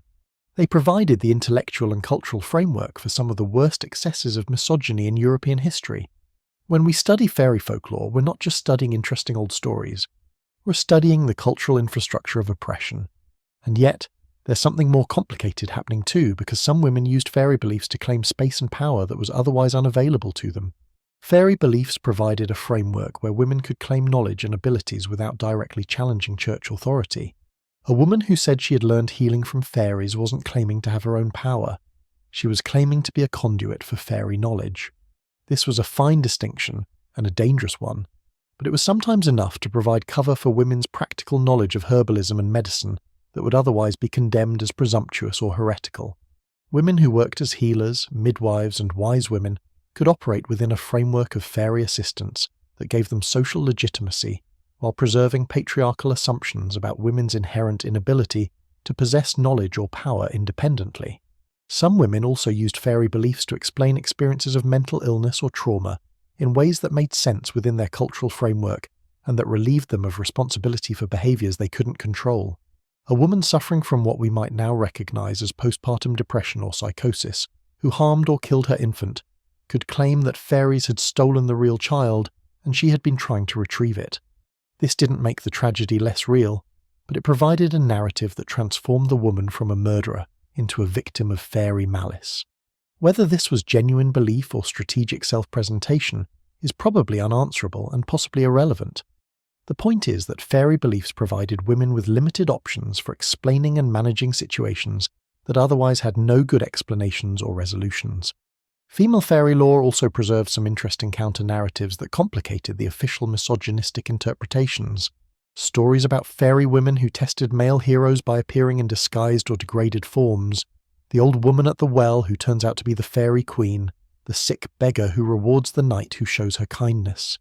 These stories suggested that women's true value might be hidden, that male assumptions about women might be wrong, that treating women with respect rather than contempt might bring unexpected rewards. These narratives coexisted uncomfortably with the dominant narratives about dangerous fairy seductresses, creating a complicated mixed message about women that probably reflected actual ambivalence in medieval society. Yes, women were dangerous and needed to be controlled, but also women were essential and needed to be honoured. Both beliefs were genuinely held, creating constant cognitive dissonance that never quite resolved. The fairy midwife story is particularly interesting because it inverts the usual power dynamic. In these stories, a human midwife is summoned, sometimes forcibly, to assist at a fairy birth. She successfully delivers the fairy child and is rewarded with gold or other gifts. Sometimes she's given ointment to put on the baby's eyes and accidentally gets some in her own eye, which allows her to see through fairy glamour and perceive the fairy world as it really is. The fairy woman in this story is vulnerable, in pain, needing help, a far cry from the usual all-powerful seductress or child stealer. The human woman has knowledge and skill that even fairies need. She's compensated for her labour. She gains insight and power. It's almost a feminist fairy tale by medieval standards, and the fact that these stories circulated alongside the more misogynistic fairy narratives suggests that medieval culture was capable of more nuance than the worst examples might suggest. But we can't let that nuance distract us from the broader pattern, which is that fairy folklore became progressively more hostile to women as the medieval period progressed, and that this hostility reflected and reinforced actual violence against women. The witch hunts that began in the late medieval period and exploded in the 16th and 17th centuries killed tens of thousands of women, and the intellectual groundwork for those hunts was laid in part through fairy beliefs that characterized women as fundamentally connected to supernatural evil. The fairy woman who steals children became the witch who kills children. The fairy woman who seduces men became the witch who has sex with demons. The fairy woman who lives outside Christian society became the witch who worships Satan. Each transformation made real women more vulnerable to accusation and violence. Modern fantasy literature's rehabilitation of fairies, transforming them from terrifying others into quirky allies or even protagonists, represents a massive cultural shift that we shouldn't take for granted. It required centuries of social change, including slow, painfully slow progress toward gender equality, before it became possible to imagine fairies as benign or even positive forces. The cute fairy godmother, the helpful pixie, the wise fairy queen who guides the hero, these are all inversions of medieval fairy lore that would have seemed bizarre or even blasphemous to medieval audiences. We've taken entities that represented everything dangerous and alien about women and transformed them into allies and helpers. That's actually a radical reimagining of the entire conceptual framework, and it's only possible because we've, somewhat, changed our underlying beliefs about women. Though of course, we haven't changed those beliefs as much as we might like to think. The seductive female vampire or demon or alien who lures men to their doom is a direct descendant of the medieval fairy woman, just with updated special effects. The evil witch or sorceress who has to be defeated remains a stock villain in fantasy media. The woman whose sexuality or power makes her dangerous is still a standard trope. They're still there, still popular, still expressing some of the same anxieties that medieval fairy lore expressed. We've just added more options rather than replacing the old templates entirely, and some modern fairy lore has actually circled back to embrace the darkness and danger that medieval fairies represented. Contemporary fantasy writers have rediscovered medieval fairy lore and created works that deliberately reject the Disney-fied version in favour of something closer to the original terrifying concept. The fair folk in these modern stories are beautiful and deadly, operating by incomprehensible rules, dangerous to interact with even when they're not actively hostile. This represents writers and audiences seeking something more complex and darker than children's entertainment, and finding it by returning to earlier traditions. It's a kind of folkloric archaeology, digging back through layers of sanitization to recover something that feels more authentic, even if it's considerably more disturbing. The persistence of fairy beliefs into the modern era, and we're not just talking about fantasy fiction here, we're talking about people who actually claim to see or interact with fairies, suggests that the psychological and social functions these beliefs served haven't entirely disappeared. Fairies still represent the liminal, the marginal, the things that exist outside normal categories and challenge normal understanding. They still provide a framework for explaining strange experiences, for processing anxieties about boundaries and categories, for expressing cultural tensions that are difficult to address directly. The specific content has shifted, but the basic mechanism remains operational. We still need others, still need entities that exist outside our neat systems of classification, still need supernatural explanations for experiences that don't fit comfortable natural frameworks. Fairy lore in medieval culture reveals the shadow side of medieval society's relationship with women, with nature, with anything that couldn't be completely controlled or categorized. Fairies represented everything that resisted incorporation into Christian civilization. The pagan past that wouldn't quite die, the wild places that wouldn't quite be tamed, the women who wouldn't quite be contained. They were necessary as objects of fear because that fear justified the various systems of control that medieval society depended on. If fairies weren't dangerous, why would you need the church's protection against them? If women weren't connected to dangerous supernatural forces, why would you need patriarchal structures to control them? The danger had to be real, or at least believed to be real, for the control mechanisms to seem justified. And this is why studying fairy lore is ultimately about more than just understanding medieval supernatural beliefs. It's about understanding how societies create and maintain systems of oppression by externalizing their anxieties onto symbolic figures that can then be used to justify violence against real people. The fairy woman becomes the witch becomes the executed woman. The fairy child stealer becomes the accusation of ritual murder becomes the pogrom. The fairy seductress becomes the prostitute becomes the criminalized woman. The connection between folklore and violence, between stories and oppression, is direct and causal. The stories don't just reflect social attitudes, they create and maintain them, providing the cultural infrastructure that makes violence thinkable and justifiable. Fairy folklore isn't innocent entertainment, and it never was. It was a mechanism through which a patriarchal, misogynistic, deeply anxious society projected its fears and hatreds onto symbolic figures, and then used those projections to justify harming real people. Understanding this doesn't mean we can't enjoy fairy stories or find them psychologically interesting. But it does. The beautiful fairy woman who ruins men's lives isn't just a fun, spooky story. She's part of a cultural system that killed women. We can study that system, we can learn from it, we can see how it operates. But we shouldn't romanticize it or pretend it was harmless, because it absolutely wasn't. If you thought medieval folklore was dark before the Black Death, buckle up, because we're about to discuss what happens when an already grim cultural imagination gets slammed by the worst pandemic in human history. Let that sink in for a moment. Imagine between 1/3 and 2/3 of everyone you know dying within a 5-year period. Not from war, not over decades, but from a disease that appeared suddenly, killed horrifically, and seemed completely unstoppable.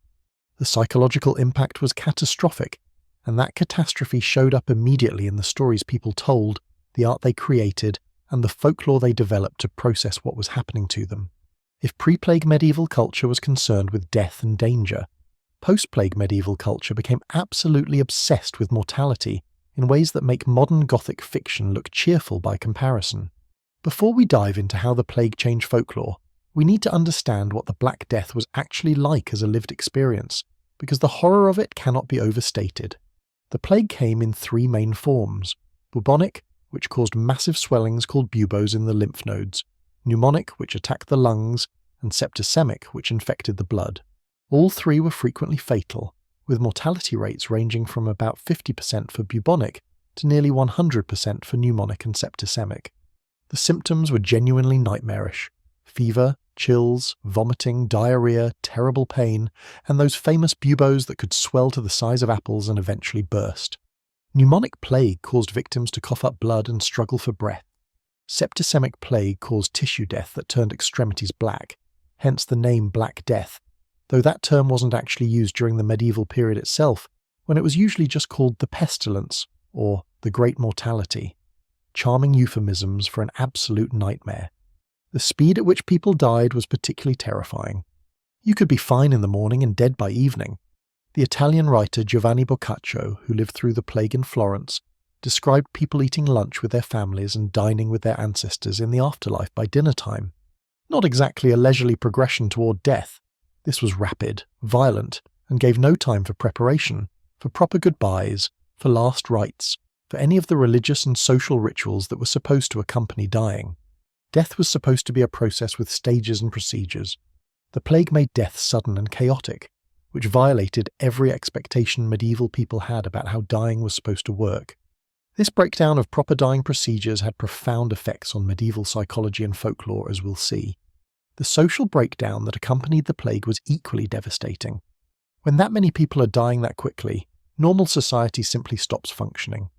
There weren't enough healthy people to bury the dead properly, so bodies piled up in streets or were thrown into mass graves, plague pits that contained hundreds or thousands of corpses. Churches couldn't perform proper burial rites for everyone. Priests died in huge numbers because they were exposed to sick people constantly while administering last rites. Some priests abandoned their posts and fled, which created a spiritual crisis on top of everything else. Families abandoned sick relatives out of fear of contagion. Parents abandoned children. Communities expelled strangers or anyone showing symptoms. The social bonds that held medieval society together, family loyalty, Christian charity, community obligation, all crumbled under the weight of overwhelming terror and death. Economic systems collapsed. Agricultural labour stopped when fields stood unharvested because there was nobody left to work them, or everyone was too terrified to leave their homes. Trade ceased when merchants stayed home to avoid infection. Legal systems broke down when courts couldn't convene and contracts became meaningless. The basic infrastructure of medieval life, markets, courts, churches, guilds, either shut down entirely or continued operating at drastically reduced capacity. Survivors found themselves living in a surreal landscape where the familiar structures of civilization had evaporated, leaving only death and chaos. This was not a particularly comforting interpretation, but at least it provided some explanatory framework for the inexplicable horror. Now here's the thing about collective trauma on this scale. It doesn't just affect people psychologically in the moment. It transforms culture permanently. The generation that survived the plague was fundamentally changed by the experience, and they passed that trauma to their children and grandchildren through the stories they told, the art they created, the beliefs they developed. Pre-plague medieval culture, while certainly aware of death and danger, still maintained some optimism about the world and humanity's place in it. Post-plague culture lost that optimism entirely. Everything became darker, more cynical, more obsessed with decay and death and the futility of human endeavour. The plague didn't just kill people, it killed hope, and the loss of hope transformed medieval folklore into something measurably bleaker than what came before. The most obvious and dramatic example of this transformation is the emergence of the Dance of Death, Danse Macabre in French, Totentanz in German, as a major artistic and literary theme. The basic concept: death personified as a skeleton or decomposing corpse leads people of all social ranks in a dance toward the grave. The Dance of Death appeared in various forms: poems, plays, paintings, sculptures, but the core message was always the same. Death is universal. Death is inevitable. Death doesn't care about your social status or wealth or power, and death is coming for you specifically sooner than you think. Not exactly uplifting content, but apparently exactly what post-plague audiences wanted to engage with, because the Dance of Death became phenomenally popular and remained so for centuries. The earliest surviving Dance of Death artwork dates from the 1420s, though the concept likely emerged earlier. The most famous versions were the paintings that adorned cemetery walls and church walls across Europe, showing elaborate processions of the dead leading the living. Each painting showed death, usually depicted as a gleefully dancing skeleton or partially decomposed corpse, partnered with a representative of each social class: a pope, an emperor, a king, a cardinal, a knight, a merchant, a peasant, a child. Death dances with each in turn, and the message is unmistakable. Regardless of who you are, death is your dancing partner, and this dance always ends the same way. What's striking about these images is the gleeful quality of death. The skeleton isn't sad or solemn or dignified, it's celebratory, energetic, almost mocking. Death is having a great time leading all these living people to their doom, and the living participants show various reactions. Some look terrified, some look resigned, some look like they're trying to negotiate, some seem to be arguing that death has made a mistake. None of it matters. Death keeps dancing and everyone keeps following. It's a remarkable artistic expression of post-plague fatalism. The sense that death is not just inevitable but actively malicious, that mortality isn't a distant abstract concern but an immediate personal threat, that everything you do to try to avoid or delay death is ultimately futile and possibly amusing to death itself. The democratizing aspect of the Dance of Death was particularly meaningful in medieval context. Medieval society was rigidly hierarchical. Your social position determined everything about your life: where you lived, what you wore, what you ate, who you could marry, what laws applied to you. The idea that a peasant and a king were fundamentally equal in any way would have been considered absurd under normal circumstances, but the plague killed aristocrats and peasants alike. It killed wealthy merchants in their comfortable houses and beggars in the streets. It killed the healthy and the sick, the young and the old, the virtuous and the sinful. Death really was the great equalizer, and the Dance of Death made that equality explicit and visible. The skeleton dancing with the Pope was the same skeleton that danced with the peasant. Same bones, same dance, same destination. This was simultaneously comforting and terrifying. Comforting because it suggested that at least everyone was in the same boat, that suffering was universal rather than specifically targeting you. Terrifying because it meant that all the social structures and protections you'd been counting on were meaningless. Your wealth couldn't buy you safety. Your power couldn't command death to leave you alone. Your religious devotion wouldn't necessarily save you. Look at all those priests and monks who died tending the sick. The plague revealed that all the things medieval society used to organize itself and give people security were ultimately illusions. Death was the only real certainty, and death did not respect any human authority or category. The dance of death also represented a shift in how death itself was personified and understood.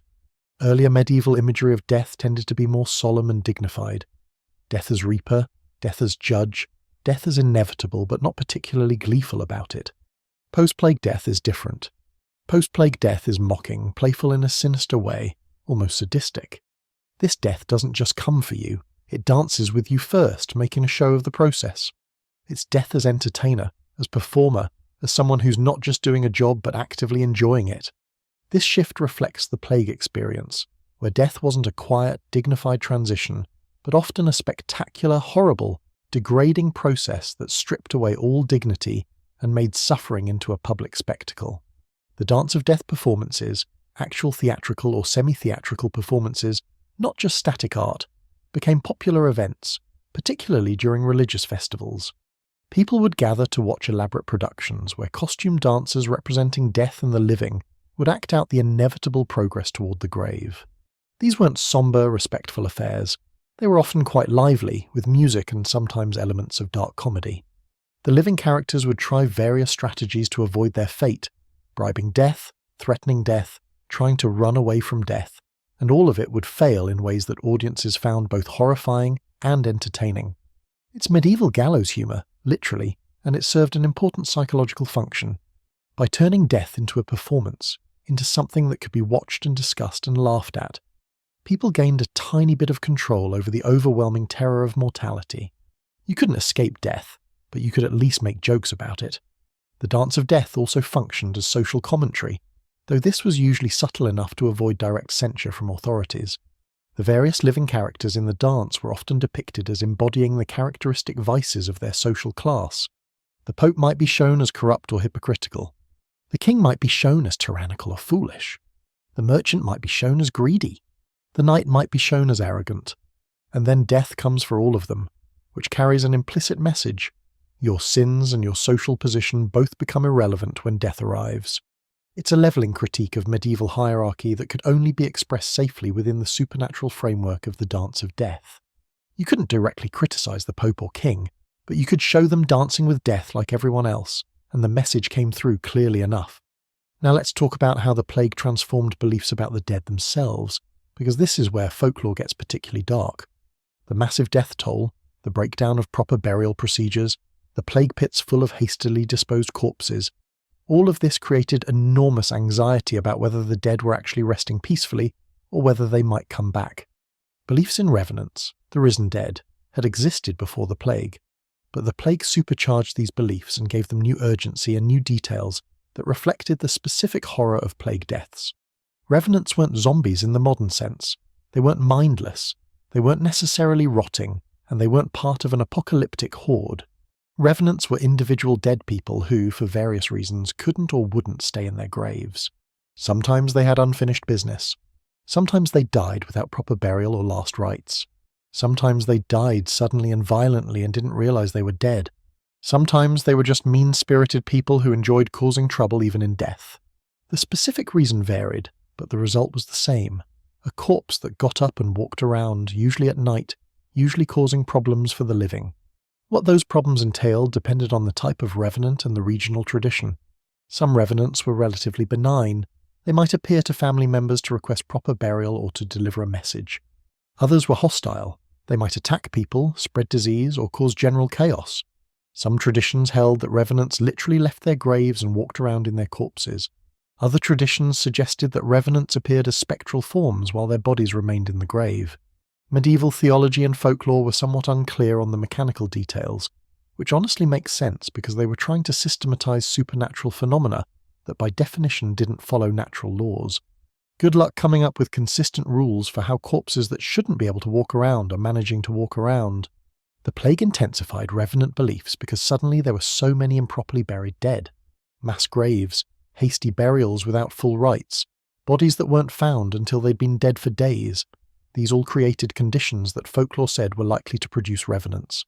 If proper burial was necessary to ensure the dead stayed dead, and most plague victims weren't getting proper burial, then logically there should be thousands of revenants wandering around. And indeed there was a surge in revenant reports during and immediately after major plague outbreaks. Whether these were genuine mass hysteria, deliberate fabrication to explain other phenomena, or medieval communities processing their trauma through supernatural narratives is probably impossible to determine and possibly beside the point. The reports existed, they were taken seriously, and they shaped how people understood and interacted with death. Medieval chronicles from the plague period contain numerous accounts of revenant activity. William of Newburgh, writing in the late 12th century, before the Black Death but during earlier plague outbreaks, compiled several detailed revenant stories that set the template for later accounts. He described corpses that left their graves at night to wander through villages, causing terror and spreading disease. The solution, according to these accounts, was usually some combination of exhumation, staking or beheading the corpse, and reburial with proper Christian rites. Sometimes the corpse would be found to be uncorrupted, fresh and lifelike despite being dead for weeks or months, which was taken as clear evidence of supernatural preservation and usually demonic influence. The uncorrupted corpse became a standard element of revenant lore and would later influence vampire folklore significantly. The connection between revenants and disease is particularly important for understanding how plague transformed this folklore. Revenants were often said to spread pestilence simply by being present in a community. The walking corpse carried disease with it, contaminating the living through proximity or touch. This belief made perfect sense in plague context, where disease did seem to spread through mysterious means that no one understood. Medieval people didn't know about bacteria or disease vectors, but they could observe that sick people often made other people sick, and that communities where many died seemed to experience ongoing deaths even after the initial outbreak. Revenant beliefs provided an explanatory framework. The disease was spreading because the dead weren't staying properly dead. Kill the revenant permanently this time and you'd stop the disease. Wrong in terms of actual epidemiology, obviously, but internally logical given their assumptions about disease causation. This created a horrifying situation where communities that were already devastated by plague would exhume corpses suspected of being revenants and mutilate them in attempts to stop disease spread. Stakes driven through the heart or through the mouth. Decapitation. Burning. Dismemberment. These weren't symbolic gestures. These were serious measures taken by desperate communities who genuinely believed that some of their recent dead were getting up and spreading disease. And here's the particularly grim part. The exhumation itself probably did contribute to disease spread in some cases. Digging up plague victims and handling their corpses would expose people to whatever pathogens remained, potentially causing new infections that would then confirm the belief that revenants were spreading disease. The intervention designed to stop the problem made the problem worse, which made the belief in revenants seem even more validated. Negative feedback loop, medieval style. The psychological trauma of these practices can hardly be imagined. You've just lost family members to plague, you're grieving, you're terrified of dying yourself, and then your community decides that your recently buried loved one might be a revenant and needs to be exhumed and mutilated to keep everyone safe. You're forced to participate in violating the grave of someone you cared about, or to stand by while others do it. You see the corpse, which might still be relatively intact if the burial was recent, being staked or beheaded or burned. The trauma is layered upon trauma, and all of it feeds into a cultural narrative that death is not final, that the dead are dangerous, that even grief isn't safe because the person you're mourning might come back as a monster. Revenant beliefs also intersected with religious anxieties about salvation and damnation in ways that the plague made more acute. According to Christian theology, the dead went to heaven, hell, or purgatory to await final judgment. Bodies in graves should be empty husks awaiting resurrection at the end of time. A revenant, a body that got up and walked, violated this theological framework. It suggested either that the soul hadn't actually left the body, which implied the person hadn't gone to their proper afterlife destination, or that something else was animating the corpse, which implied demonic interference. Either way, revenants represented a failure of proper Christian death, and the plague produced massive numbers of potential failures. When so many people died without last rites, without confession, without the sacraments that were supposed to prepare the soul for death, what happened to those souls? Were they trapped? Were they in purgatory but unable to progress toward heaven? Were they vulnerable to demonic possession of their corpses? These weren't abstract theological questions. These were urgent concerns about the spiritual fate of loved ones who died suddenly in the plague. Revenant beliefs provided one possible answer, though not a comforting one. The improperly buried dead might return because they were unable to complete their transition to the afterlife. This meant that dealing with revenants wasn't just about physical safety, but about spiritual rescue, helping the dead complete their interrupted death process. Some revenant stories reflect this more sympathetic interpretation. The revenant appears to family members not to harm them, but to request proper burial or prayers or completion of some obligation that's preventing them from resting. These stories allowed for a more compassionate engagement with the dead, where the revenant was a pitiable figure deserving help rather than a monster deserving destruction. This framework lets survivors maintain emotional connection with their dead, while still acknowledging that improper death created problems that needed resolution. It's actually quite psychologically sophisticated. It validates grief and continuing bonds with the deceased while providing a structured process for eventually letting them go. But the hostile revenant stories were more common and more influential, probably because they served important psychological functions that the sympathetic stories couldn't. Hostile revenants transformed grief and guilt into fear and anger. If your family member died in the plague and you feel guilty because you couldn't save them or because you were too frightened to stay with them while they died, that guilt is almost unbearable. But if that dead family member has become a dangerous revenant that threatens the community, suddenly your feelings can be reframed. The dead person isn't a loss to be grieved, they're a threat to be eliminated. The guilt, the pain of loss becomes anger at the danger they now represent. It's not healthy psychological processing by modern standards, but it's a processing strategy nonetheless, and probably the only one available to people who had no other framework for dealing with overwhelming loss and trauma. The plague also gave rise to beliefs about prophetic corpses and death omens that were darker and more immediate than earlier traditions. Seeing ghostly processions of the dead became a common reported phenomenon, particularly right before or during plague outbreaks. These weren't individual revenants, but masses of the dead, often described as walking in formation or engaged in some kind of ritual activity. Sometimes they were said to be the shades of people who would die in the coming plague. Sometimes they were previous plague victims claiming new victims. Sometimes they were performing religious processions or dances, possibly linking to the Dance of Death theme. These mass spectral appearances functioned as death prophecies and as community warnings that plague was coming or was already present. The psychological function of these death omens is interesting. On one hand, they're obviously terrifying. Seeing an army of the dead marching through your village is nobody's idea of a good time. On the other hand, they provided warning and explanation. If you saw the ghostly procession, you knew plague was coming and could try to prepare or flee. If someone reported seeing such a procession right before plague broke out, it confirmed that supernatural forces were at work and that the plague had meaning beyond random biological chance. The omens made the chaos feel slightly more ordered, even if that order was still terrifying. Better to live in a world where ghost armies warn you about plague than in a world where plague just shows up randomly without any warning at all, apparently. The plague years also saw a surge in apocalyptic thinking that influenced folklore in lasting ways. Many people genuinely believed that the plague was one of the signs of the end times described in the Book of Revelation. This wasn't unreasonable given what they were experiencing: massive death, social breakdown, apparent divine wrath, all matched up pretty well with apocalyptic prophecy. If this was the apocalypse, then folklore about demons, monsters, and the supernatural took on new urgency. These weren't just scary stories anymore. They were literal descriptions of the forces at work in the final battle between good and evil. Every demon sighting, every witch accusation, every supernatural report became potential evidence that the end was here. This apocalyptic framework intensified the already dark tone of medieval folklore and pushed it toward even greater extremes.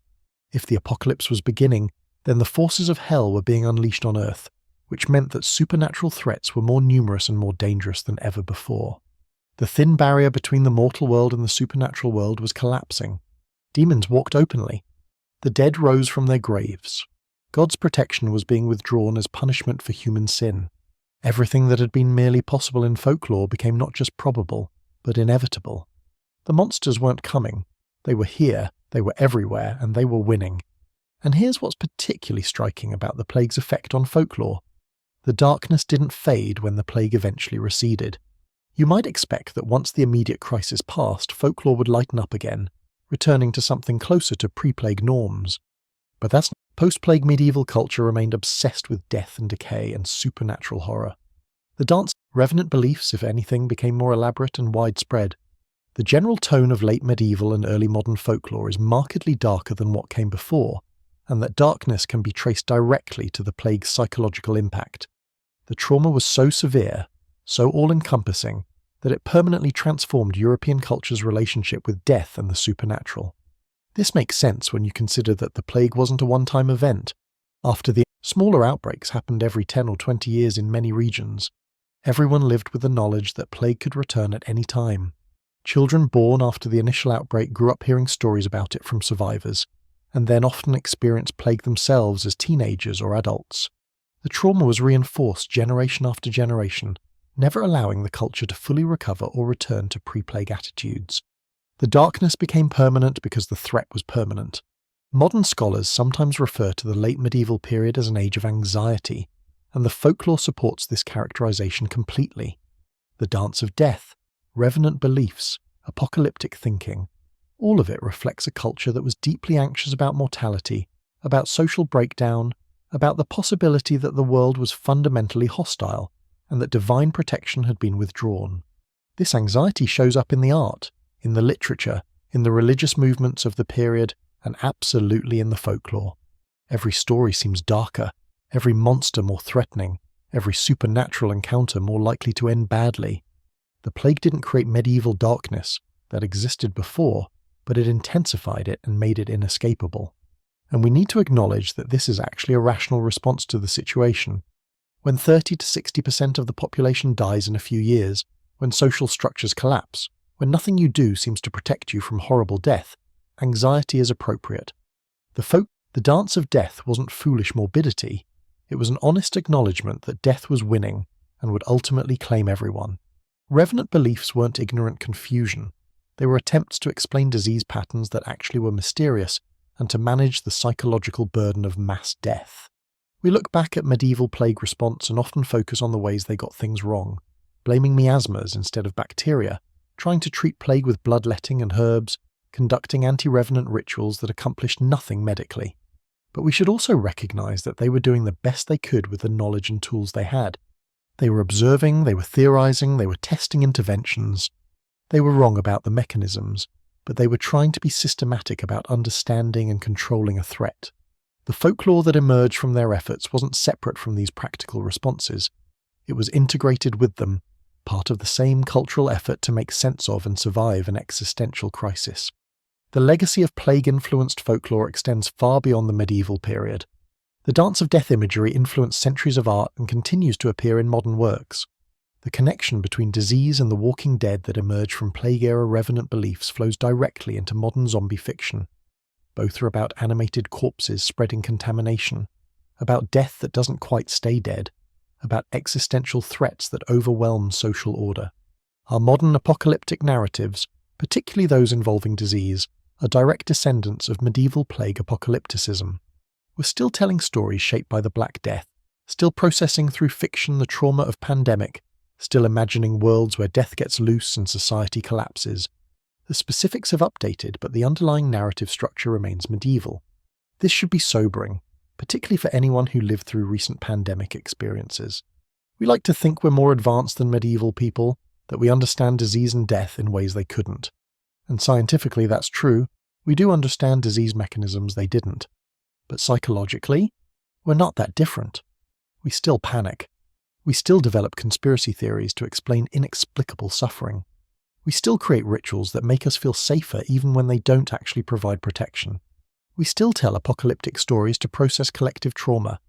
The medieval response to plague and the modern response to pandemic have uncomfortable similarities, and the folklore that emerged from medieval plague predicts pretty accurately the kinds of stories that emerge from modern pandemic anxiety. The Black Death transformed medieval folklore from dark to darkest, from concerned with death to obsessed with death, from viewing the supernatural as dangerous but manageable, to viewing it as actively apocalyptic. This transformation was trauma response writ large, an entire culture processing incomprehensible loss through supernatural narrative. The dance of death let them laugh at death while acknowledging its inevitability. Revenant beliefs let them externalize grief and guilt while maintaining connection with the dead. Apocalyptic frameworks let them find meaning in meaningless suffering. None of it was literally true, but all of it was psychologically necessary. The plague killed bodies, but folklore helped the survivors' minds endure. Not triumph, endurance isn't triumph, but survive long enough to rebuild something from the ruins. That's what folklore did in the aftermath of the plague, and it's worth remembering that when we look at how dark and morbid late medieval culture became, they weren't being melodramatic, they were being realistic about a world that had become genuinely nightmarish, and they were using every tool they had, including folklore, to survive it. Now we need to talk about what happens when folklore stops being metaphorical and becomes literal, when stories about supernatural evil transform into legal justification for mass murder, and when educated intellectuals take peasant superstitions and systematize them into arguably the most efficient machinery of gender-based persecution in European history. The witch hunts, and let's be clear, these were hunts, organized campaigns to identify and eliminate supposed threats, represent the absolute darkest application of medieval folklore. This is where everything we've discussed so far crystallizes into actual violence on a massive scale, where fairy stories and demon beliefs and anxieties about women's power get codified into law and used to torture and kill tens of thousands of people, the vast majority of them women. If you thought the folklore itself was disturbing, wait until you see what happens when people start taking it as literal truth and building legal systems around it. First, we need to establish what changed, because belief in witches, people who could use supernatural power to harm others, existed throughout the medieval period and wasn't initially treated as a capital crime requiring systematic persecution. Early medieval attitudes toward witchcraft were relatively skeptical, at least officially. The Canon Episcopi, a 10th century church document that remained influential for centuries, essentially said that believing you could fly through the air with pagan goddesses was a delusion caused by demons, not an actual capability. People who claimed to be witches were deceived, not actually powerful. The recommended response was religious education and penance, not execution. This remained the generally accepted church position for several centuries, though it didn't completely eliminate witchcraft accusations or prosecutions at the local level. What existed in early medieval folk belief was the maleficia tradition, the idea that some people could cause harm through supernatural means. These weren't devil-worshipping witches in the later sense, just individuals, often women, often elderly, often poor, who were believed to have the ability to curse crops, sicken livestock, cause illness, or bring misfortune through magical means. Communities dealt with such people through social pressure, shunning, or occasionally violence. But there wasn't a systematic legal framework for prosecution. It was unpleasant certainly, but localized and relatively small scale compared to what came later. The transformation from this folk tradition to systematic witch hunting happened gradually over the 14th and 15th centuries, and then exploded in the 16th and 17th centuries, which is technically beyond our medieval period, but the foundations were definitely laid during the late medieval era, so we're going to follow this through. Several factors converged to create the conditions for mass persecution.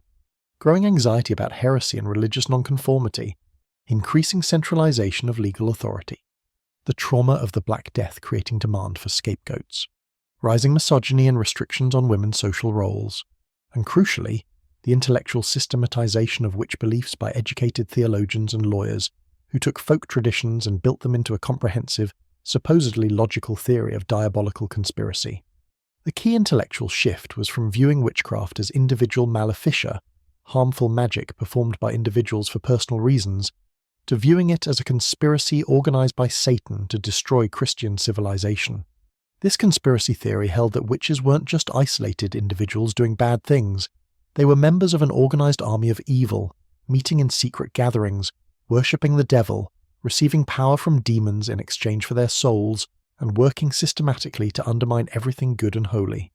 This transformed witch hunting from dealing with occasional local troublemakers into fighting an existential war against a hidden enemy that could be anywhere and could be anyone.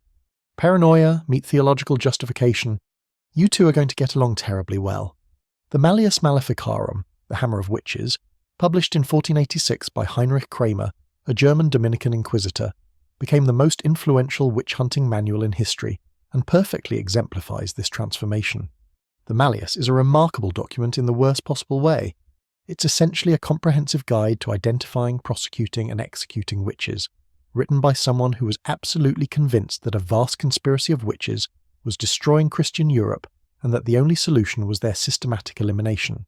Kramer had conducted witch trials before writing the Malleus, and had generally been considered overzealous even by contemporary standards. The Bishop of Brixen had actually expelled him from that diocese for excessive cruelty and false accusations. Undeterred by this mild professional setback, Kramer wrote an entire book systematizing his approach and trying to convince everyone else that he'd been right all along. Professional courtesy was not his strong suit. The Malleus is divided into 3 parts: proving that witches exist and that denying their existence is heresy, describing what witches do and how to identify them, and providing legal procedures for prosecuting them. It's remarkably systematic and thorough, which makes it all the more horrifying. This isn't a rant. It's a carefully structured argument backed by citations of classical authorities, biblical passages, and purported eyewitness accounts. Kramer writes like an academic composing a scholarly treatise, which gives his claims an air of authority and respectability they absolutely don't deserve. It's like the form looks legitimate even though the content is completely insane. The Malleus's most infamous aspect is its virulent misogyny. Kramer provides a fake etymology claiming the word femina comes from fee, faith, and minus, less, meaning women have less faith than men. This is completely wrong linguistically. The actual etymology is entirely different. But Kramer presents it as established fact. He cites classical authors who made misogynistic statements, biblical passages that could be interpreted as negative toward women, and anecdotal stories about evil women, building a case that women are basically demon magnets who can't be trusted. The logic is circular. Women are dangerous because they're weak, and their weakness makes them powerful through demonic assistance. Therefore strong women are definitely witches. Heads they lose, tails they lose. What's particularly insidious about the Malleus is how it takes existing folklore, stories about fairy women, beliefs about changelings, legends about demonic seduction, all the things we've discussed, and weaponizes them. That woman who was said to meet with fairies, she's actually meeting with demons at a witch's sabbath. That child who was believed to be a changeling, the mother is a witch who sacrificed her real child to Satan. That man who claimed a supernatural woman seduced him. He was the victim of a witch's spell.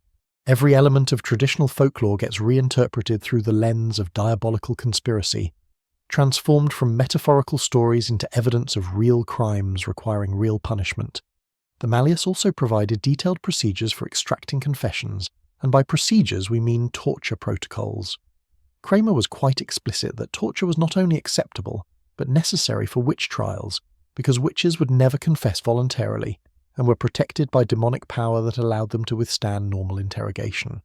The recommended progression started with showing the accused the torture instruments to frighten her into confessing, already psychologically brutal.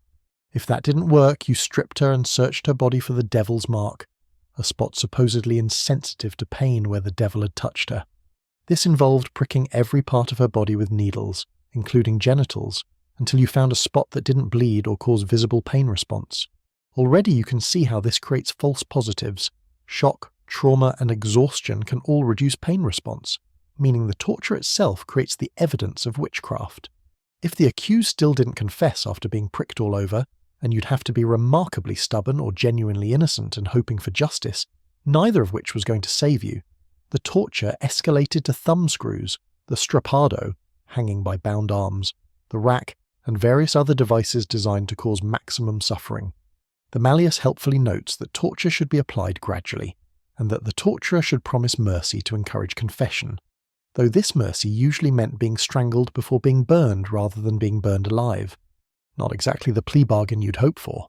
And of course, once you confessed under torture, you had to confirm your confession freely afterward.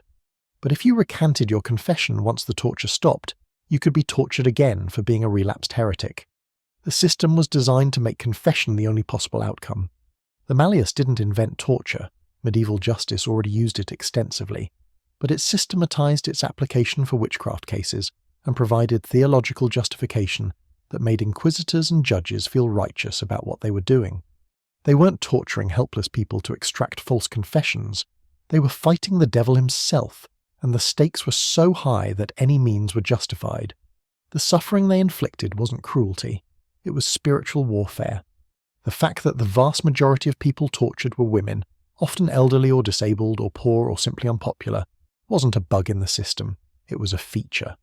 Those were exactly the people the system was designed to eliminate. Now here's something important. The Malleus wasn't universally accepted or immediately influential. When Kramer first tried to get it approved by the theology faculty at the University of Cologne, they rejected it. Some church authorities criticized it as excessive. The Inquisition itself didn't officially endorse it. But it kept being reprinted. It went through at least 13 editions by 1520 and 28 by 1600, which means people kept buying it, kept reading it, kept using its methods. It became influential not through official church endorsement, but through practical adoption by secular and religious authorities who found it useful for pursuing witch trials. The market for witch hunting manuals, it turns out, was quite robust. The spread of witch hunting in the 16th and 17th centuries varied dramatically by region, and understanding these variations reveals a lot about what was actually driving the persecutions. The Holy Roman Empire, particularly the German-speaking regions, saw some of the worst witch hunting, with entire villages sometimes losing significant portions of their female population. Scotland had intensive witch hunting campaigns. France had waves of persecution. England's witch trials were comparatively mild, execution was less common, and English law didn't allow torture except by royal prerogative, which limited confession extraction. Spain and Italy, despite having the Inquisition, actually had relatively few witch trials, partly because the Spanish Inquisition was more concerned with heresy and false conversion than with witchcraft, and partly because Roman law traditions provided more due process protections. What these variations tell us is that witch hunting wasn't primarily about actual belief in witches. If it were, intensity would correlate with belief, and there's no evidence that Germans or Scots were more credulous than Italians or Spanish.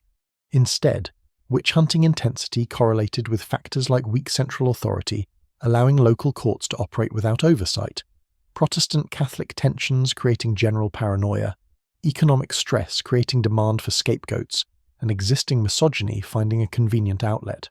Witch hunting happened where social conditions made it useful, and where institutional structures failed to prevent it. The folklore provided the content, the stories about what witches supposedly did, but social and political factors determined when and where those stories got deployed lethally.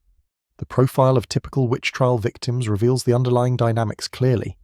The majority were women, usually past childbearing age, often widowed or unmarried, frequently poor, typically without powerful male protectors. Many were involved in traditional female occupations that brought them into contact with life events where things could go wrong. Midwives present at difficult births, healers treating patients who sometimes died, elderly women caring for children who sometimes got sick. When something bad happened, a baby died, a child sickened, a cow stopped giving milk, and people looked for someone to blame, these women were convenient targets. They had motive, poverty, resentment, social marginalization, means, supposed magical knowledge from their occupations, and no one powerful to defend them. Perfect scapegoats. The second most common victim profile was women who violated gender norms in ways that made communities uncomfortable. Women who were too assertive, too independent, too successful, too sexual, too knowledgeable, or simply too visible. Women who inherited property that male relatives wanted. Women who argued with their husbands or neighbours. Women who didn't show proper deference to male authority. The specific violation didn't matter much. What mattered was that they stepped outside the narrowly defined acceptable role for women, and witch accusations became a tool for enforcing those roles. You don't need to actually be doing witchcraft to get accused. You just need to make someone uncomfortable or angry, and if they can convince others to support a witch accusation, the legal machinery takes over from there. Men were also accused and executed as witches, though in much smaller numbers. Estimates vary, but roughly 15 to 25% of witch trial victims were male. Sometimes they were family members of accused women, husbands, sons, fathers who were caught up in accusations against their female relatives. Sometimes they were people in positions of authority who fell from favour. The witch accusation was a way of removing someone from power while making it about heresy rather than politics. Sometimes they were men who engaged in practices like ritual magic or folk healing that could be reframed as witchcraft. And sometimes they were simply unpopular for various reasons, and witch accusations provided a convenient weapon. The point is that witch hunting primarily but not exclusively targeted women, and the reasons for targeting men were often different from the reasons for targeting women. The trial procedures revealed just how impossible it was to prove innocence once accused. Evidence that you were guilty included having the devil's mark, which torture could always produce. Confessing under torture, obviously. Being denounced by other supposed witches, who were themselves being tortured and would say anything to make it stop. Having enemies who testified against you, and who wouldn't have enemies when you'd spent years as a poor, marginalised woman competing for scarce resources. Having a reputation for being quarrelsome or odd, which most accused women had precisely because they'd had to be assertive to survive without male protection. Practicing folk healing or magic, which was common and usually tolerated until someone needed a scapegoat. Even defending yourself too vigorously could be evidence, because witches were known to be prideful and contentious. Evidence of innocence, on the other hand, was essentially impossible to produce. Witnesses who testified in your favour could be accused of being accomplices or of being bewitched themselves. Claims that you were a good Christian who attended church regularly were dismissed because witches were known to hide among the faithful. Physical evidence that you couldn't have committed the accused crimes didn't matter, because witches could travel through the air or make themselves invisible or perform magic at a distance. The trial wasn't actually about determining guilt or innocence. It was about confirming the predetermined conclusion that you were guilty and extracting a confession that would justify the execution and possibly implicate others, allowing the hunting to continue. The confessions extracted through these trials are heartbreaking to read in surviving records. Women confessed to attending Sabbaths where they worshipped the devil, even though the details they provided were clearly derived from their torturers' suggestions rather than actual experience. They confessed to killing children they'd never met, causing storms they couldn't have caused, having sexual relations with demons whose descriptions matched whatever pornographic fantasies their interrogators projected onto them. They named other supposed witches to make the torture stop, condemning neighbours and sometimes friends to the same fate. The confessions are monuments to human suffering and to the capacity of torture to make people say absolutely anything. Some confessions included details that clearly came from folk traditions we've already discussed. Women confessed to receiving visits from fairy queens who were actually demons in disguise. The fairy folklore weaponized directly. They confessed to stealing children and replacing them with changelings, the changeling legend made literal and lethal. They confessed to meeting with nocturnal spirits who taught them harmful magic. The wild hunt and supernatural encounter traditions transformed into evidence of diabolical conspiracy. Every element of folklore that we've analysed as metaphorical expression of social anxiety was, in witch trial contexts, treated as literal description of actual crimes. The folklore that had helped people process their fears became the framework for destroying them. But, and this is important, not everyone accepted this machinery of persecution. There were skeptics, critics, voices of dissent who tried to argue against the witch-hunting madness, even though doing so was dangerous because it could get you accused of being a witch sympathizer or defender of heretics. These skeptics deserve recognition because they were fighting against overwhelming social pressure and institutional authority, using reason and empirical observation to challenge beliefs that most of their society accepted as obvious truth. Johann Weyer, a Dutch physician who lived from 1515 to 1588, became one of the most important early critics of witch trials.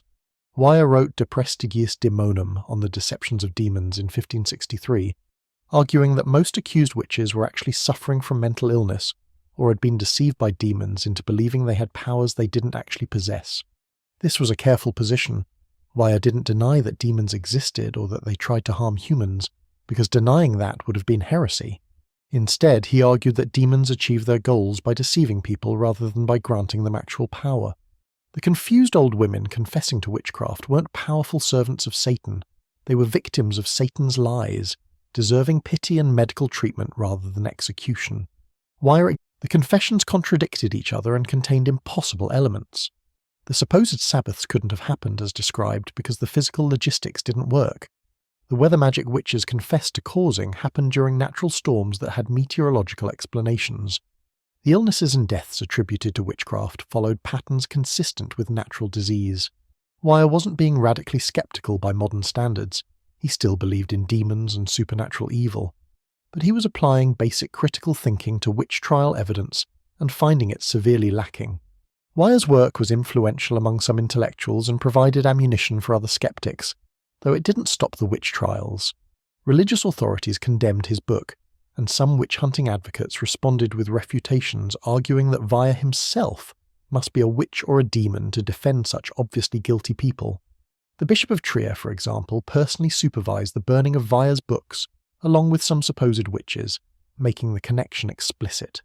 But Vaya's arguments circulated, they influenced legal thinking, and they contributed to growing skepticism that would eventually help end the witch trials, even if that end came too late for tens of thousands of victims. Other skeptics emerged at various times and places. Reginald Scot wrote The Discovery of Witchcraft in 1584, arguing that witchcraft was a delusion, and that witch trials were based on fraud and misunderstanding. Friedrich Spey, a Jesuit priest who served as confessor to accused witches in Germany, wrote Cautio Criminalis in 1631, arguing that witch trial procedures were so flawed that they could convict anyone of anything and that innocent people were certainly being executed. Spee had witnessed numerous executions and had heard the final confessions of condemned women, and he became convinced that the entire system was unjust and that most, if not all, victims were innocent. His book was published anonymously because even as a Jesuit priest, criticizing witch trials was dangerous. What united these skeptics was their willingness to apply reason and observation to witch trial claims, rather than accepting received wisdom and authority. They looked at actual evidence rather than theoretical arguments. They noted contradictions and impossibilities. They considered alternative explanations for supposed supernatural events. They questioned whether torture produced reliable confessions. They examined the social dynamics of accusations and noted patterns that suggested scapegoating rather than genuine evil-doing. In short, they were doing the intellectual work that should have been done all along, but that most people avoided because questioning witch trials seemed like defending evil. The tragedy is that these skeptical voices were largely ignored during the peak witch-hunting years. Wyer's arguments didn't prevent the massive witch trials in Germany in the 1580s and 1590s. Scott's work didn't stop English witch trials. Spee's exposé didn't end German witch-hunting immediately. The social and political forces driving witch-hunting were stronger than rational arguments against it. People wanted scapegoats for their problems. Authorities wanted tools for social control. Communities wanted ways to enforce conformity and eliminate troublesome members. Torture was profitable for those who conducted it. The witch trials finally declined in the late 17th and early 18th centuries for complex reasons that had more to do with changing political structures, Enlightenment rationalism, and shifting religious attitudes than with any single factor. Centralized governments established better oversight of local courts, reducing the autonomy that had allowed witch hunting to flourish. Legal reforms required higher standards of evidence and limited the use of torture. Scientific thinking provided alternative explanations for events previously attributed to witchcraft. Religious reform movements shifted focus away from hunting heretics and toward personal piety. Economic development reduced the resource competition that had made scapegoating attractive. Slowly, gradually, witch trials became less common, less socially acceptable, less legally viable. But the damage was done. Conservative estimates suggest that around 40,000 to 60,000 people were executed for witchcraft in Europe and colonial America between 1400 and 1800, with perhaps another 100,000 arrested, tried, tortured, or punished short of execution. The actual numbers might be higher. Many local trials weren't well documented, and some regions destroyed their records. The vast majority were women. Most were ordinary people who had done nothing worse than being poor, or old, or sick, or simply unlucky enough to be in the wrong place when their community needed someone to blame for misfortune. They died horribly, usually burned alive, though some were hanged or beheaded first if they were lucky, for crimes they hadn't committed and largely couldn't have committed. This represents one of history's great injustices, and it's directly connected to the folklore we've been discussing. The stories about fairy women who stole children became accusations that specific women had murdered infants. The legends about demonic seduction became charges that specific women had sex with devils. The beliefs about supernatural harm became indictments for specific acts of maleficia. The folklore provided the template. The witch hunters filled in the blanks with names and dates, and torture extracted confessions matching the template. The entire machinery of persecution ran on folklore transformed into prosecutable crime. We need to sit with this for a moment, because it's genuinely horrifying that stories meant to explain misfortune and process anxiety became instruments of mass murder. This wasn't an accident or an unintended consequence. This was a deliberate weaponization of folklore by people who understood exactly what they were doing. The authors of the Malleus Maleficarum weren't confused or misguided. They were creating a system for eliminating categories of people they considered dangerous or undesirable, and they used folklore as their justification. The judges and inquisitors who conducted trials weren't being cautious and careful. They were securing convictions through means that guaranteed false confessions. The communities that denounced their neighbours weren't righteously defending themselves. They were engaging in socially sanctioned violence against vulnerable people. And here's what's particularly chilling. The perpetrators thought they were doing the right thing. They genuinely believed they were fighting evil, protecting Christianity, defending their communities. They had intellectual frameworks, theology, legal theory, natural philosophy that supported their beliefs. They had authorities, the Bible, church tradition, learned treatises that validated their actions. They had procedures, trials, evidence, confessions that gave their persecutions a veneer of legitimacy. They weren't monsters who knew they were doing evil. They were ordinary people who had convinced themselves that evil was good as long as it targeted the right victims. That's actually more frightening than simple malice, because it suggests how easily normal people can be led into committing atrocities when given ideological permission. The witch trials also demonstrate the dangers of taking folklore literally. When stories are understood as metaphorical or symbolic, they can serve useful psychological and social functions. When they're understood as literal descriptions of reality, they become dangerous. The fairy woman as actual demon-worshipping witch who must be identified and killed is lethal to actual women. The transformation from symbol to literal truth, from story to crime, from folklore to legal evidence, that's where the disaster happens. And that transformation was accomplished by educated intellectuals who systematized folk beliefs into theological and legal frameworks that made persecution seem rational and necessary. This should make us very cautious about how we treat folklore and mythology in our own time.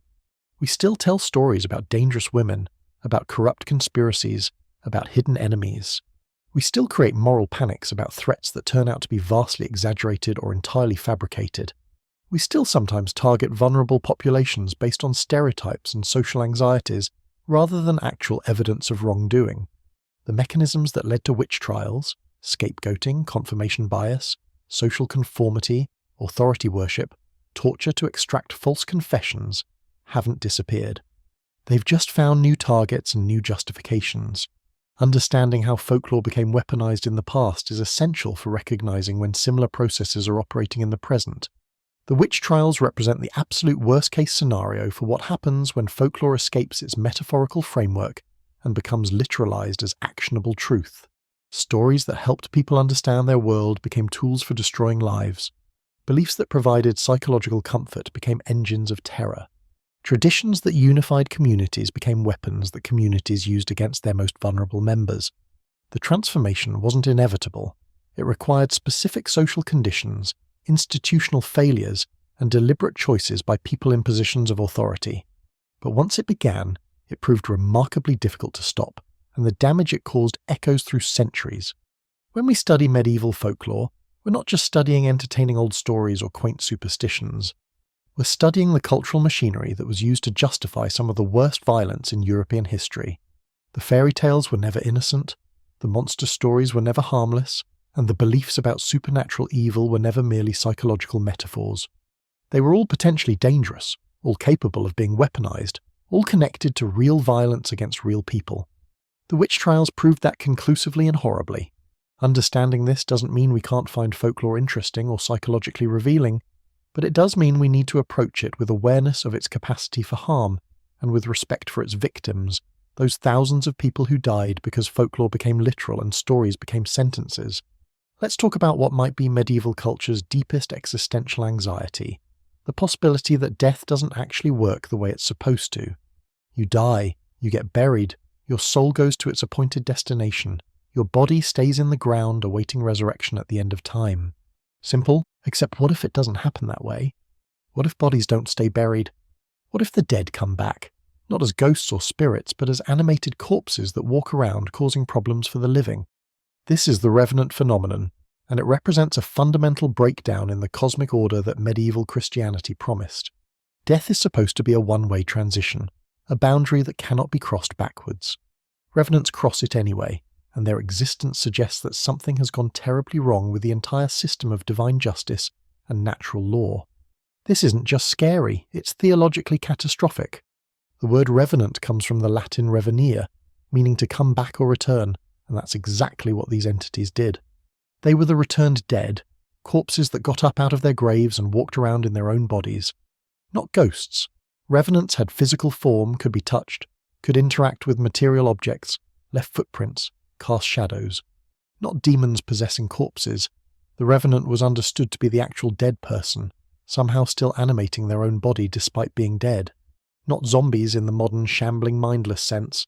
Revenants often retained their intelligence and personality, though usually with a much worse attitude than they'd had while alive. They were a category unto themselves, occupying this deeply unsettling space where death had happened but somehow failed to stick. Medieval chronicles and folklore contain hundreds of revenant accounts, and reading through them reveals patterns about what medieval people found most frightening about death. The typical revenant story goes something like this. Someone dies, usually suddenly or under suspicious circumstances. They get buried with standard funeral rites and everything seems normal. Then, days or weeks later, the corpse starts leaving its grave at night and wandering around the community. Sometimes it's relatively benign. It just walks around, maybe visits its former home, behaves strangely but doesn't directly harm anyone. More commonly, it's hostile, attacking people, spreading disease, killing livestock, destroying property. The community realizes they have a revenant problem. They exhume the corpse and they discover it's uncorrupted, fresh and lifelike despite being dead for weeks, which confirms that something supernatural is preventing proper decay.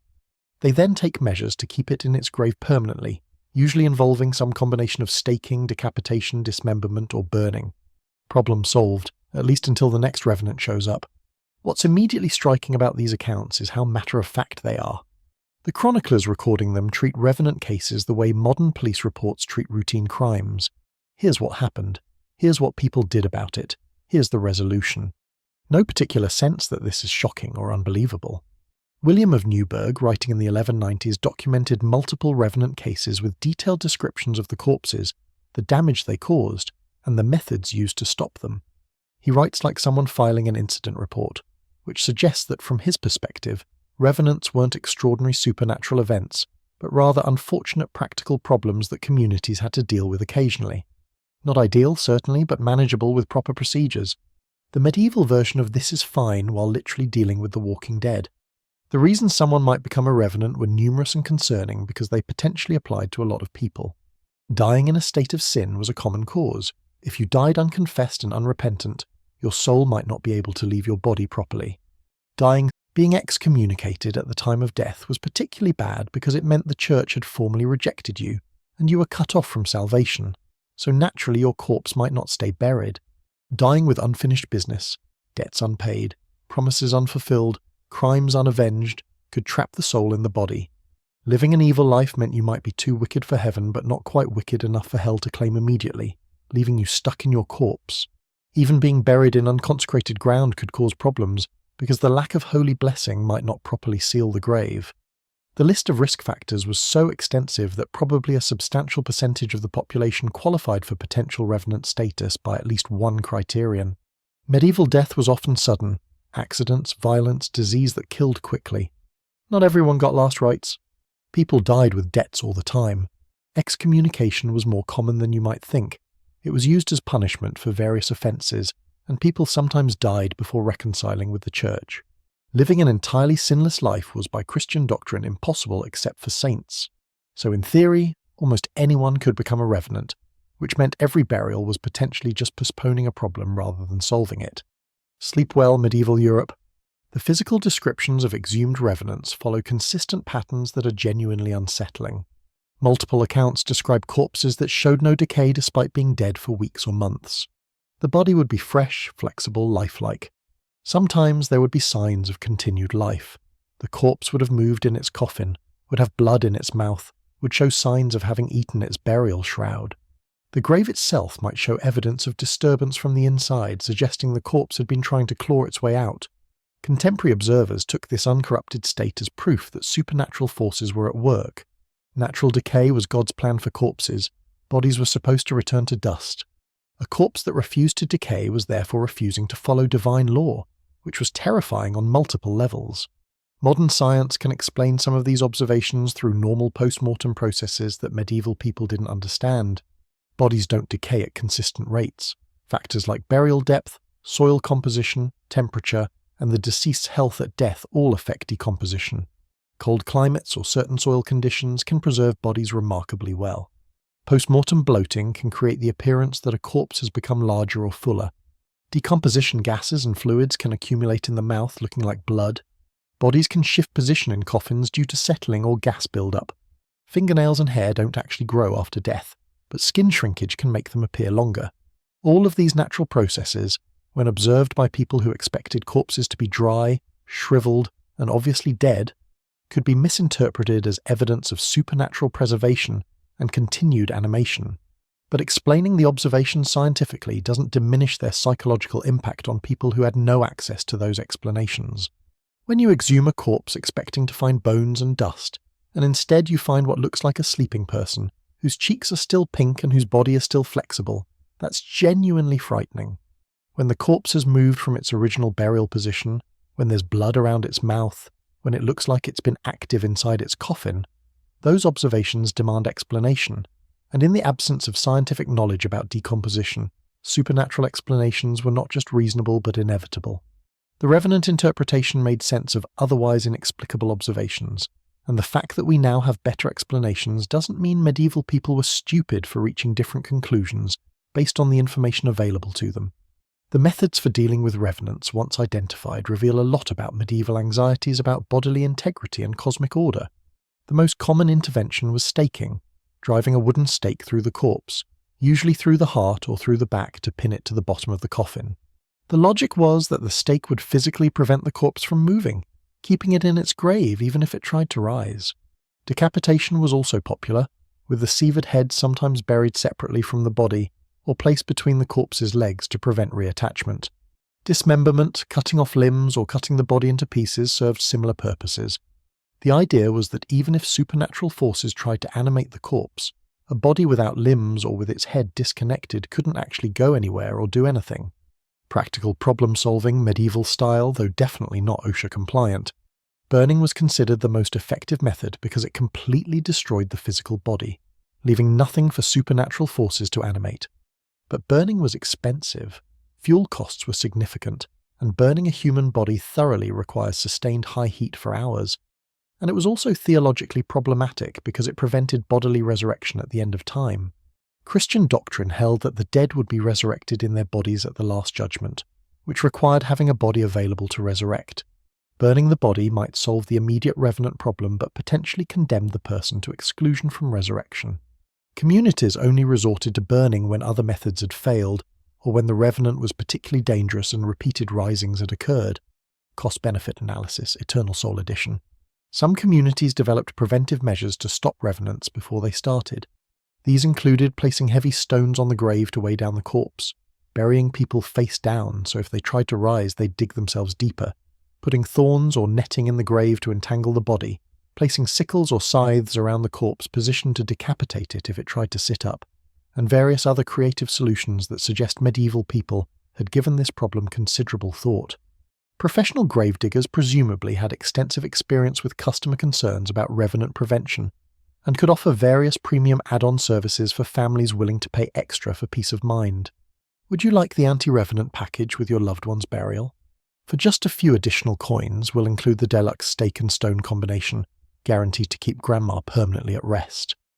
The connection between revenants and disease was explicit and important. Many accounts describe revenants as spreading pestilence simply by being present in a community or by having physical contact with the living. This made sense in medieval disease theory, which understood illness as corruption and miasma. A walking corpse was literally a corruption of nature, death that had failed to complete properly, and that corruption could spread to the living through proximity or touch. When communities experienced disease outbreaks following someone's death, revenant suspicions naturally arose. If people kept getting sick after someone died, maybe that person wasn't staying properly dead. The solution was to exhume suspects and check for signs of supernatural preservation, and if found, to destroy the corpse to stop the disease spread. This created a horrible feedback loop during plague years, which we touched on earlier but is worth revisiting in this context. Plague deaths were numerous and often didn't receive proper burial rites. According to revenant risk factors, these were exactly the conditions that created revenants. When ongoing plague deaths occurred, which they did because plague, communities sometimes blamed revenants and conducted exhumations. The exhumations exposed people to whatever pathogens remained in the corpses, potentially causing new infections. These new infections confirmed that revenants were active and spreading disease, leading to more exhumations, more exposure, more infections. The intervention designed to stop disease actually spread disease, but in a way that reinforced belief in the supernatural cause rather than suggesting natural explanations. It's tragic and darkly absurd simultaneously. Medieval communities basically creating the problem they were trying to solve, convinced they were fighting supernatural evil when they were actually creating natural disaster. The theological implications of revenants were deeply troubling for medieval Christianity and provoked considerable scholarly debate. If a corpse rises from its grave and walks around, where is the soul? Christian doctrine said souls left the body at death and went to their appointed destination. A revenant body suggested either that the soul hadn't left, which implied the person hadn't actually died properly, or that the body was animated by something else, probably a demon, which implied demonic forces could possess corpses at will. Neither option was theologically comfortable. The first suggested that Christian death rituals might not work reliably. The second suggested that demons had more power over dead bodies than the Church wanted to admit. Some theologians argued that revenants were demons inhabiting corpses and impersonating the deceased. This preserved the doctrine that souls left bodies at death, but required accepting that demons could take over abandoned corpses, which was also concerning. Other theologians suggested that revenants were the actual deceased persons whose souls were trapped in their bodies due to sin or improper death, unable to move on to judgment, but also unable to rest. This preserved the idea that revenants were the actual deceased, but suggested that death could fail to work properly, which undermined confidence in divine justice and cosmic order. Neither explanation was entirely satisfactory, and the debate continued throughout the medieval period without clear resolution. The Church ultimately took the position that revenants were possible. There were too many accounts to dismiss them entirely, but that they represented exceptional cases where something had gone wrong with natural death processes, usually due to sin or demonic interference. The revenant phenomenon also generated what might be history's strangest legal proceedings, trials of corpses. In some documented cases, communities that believed a corpse was causing problems would actually exhume it and put it on trial, complete with charges, witnesses, defense, sometimes, and verdict. The corpse would be found guilty of being a revenant and sentenced to various forms of destruction. This wasn't symbolic. These were actual legal proceedings applying standard trial procedures to corpses. It makes sense in a weird way. If you're going to mutilate or destroy a buried body, having legal authorization protects you from accusations of grave desecration. Running a trial, even against a corpse, creates a paper trail showing that this was official community action rather than illegal violence. Still deeply strange by any standard, but functional within its context. The most famous corpse trial is probably that of Pope Formosus in 897, though this wasn't a revenant case but rather a political posthumous prosecution. A deacon was appointed to speak for the corpse's defence. Imagine that job interview. Formosus was found guilty, his papacy was declared invalid, and his corpse was mutilated and thrown in the Tiber River. This was political theatre using corpse trial format, and it backfired spectacularly. Stephen was overthrown shortly after and eventually strangled, and Formosus was later exonerated and reburied properly. But the fact that putting a corpse on trial was considered a viable political strategy tells you something about medieval attitudes toward the dead body's continued social and legal relevance. Regular revenant trials were less politically charged but followed similar procedures. The community would formally accuse the corpse of specific offences: spreading disease, killing livestock, attacking people, disturbing the peace. Witnesses would testify about suspicious events. The corpse would be examined for evidence of supernatural preservation. A verdict would be reached, and if guilty, the corpse would be sentenced to staking, decapitation, burning, or some combination thereof. The sentence would be carried out publicly, often with community participation, ritually resolving the threat. It served multiple functions: legal authorization for what might otherwise be grave desecration, community participation in resolving a shared threat, public demonstration that authorities were taking action, and ritual performance that helped process collective anxiety about death and the dead. Now we need to circle back to our chroniclers because their role in constructing and transmitting revenant beliefs was crucial. These weren't just random folk tales, they were documented by educated men who gave them authority and permanence. And different chroniclers approach the material in different ways that reveal their distinct perspectives and agendas, effectively creating different genres of horror literature, while believing they were simply recording factual events. We've already met Gervase of Tilbury and Walter Map, but let's examine them more closely as architects of supernatural narrative. Gervase approached his material as a collector and cataloguer.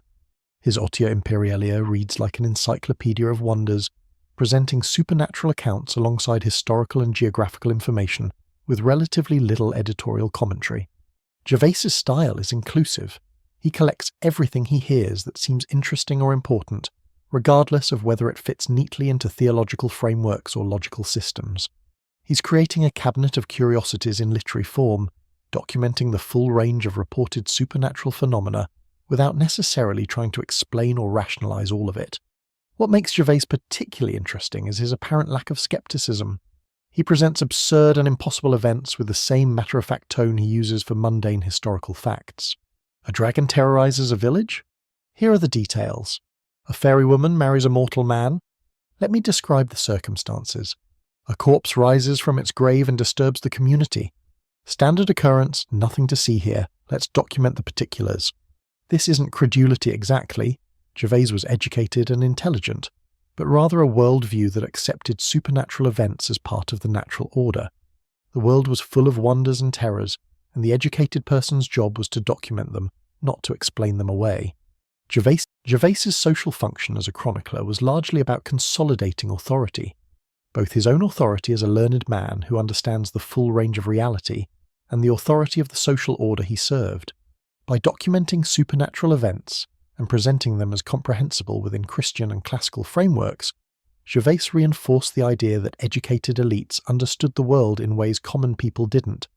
When peasants reported strange events, Gervase could contextualize them, compare them to classical sources, explain their theological significance. This made him and people like him valuable.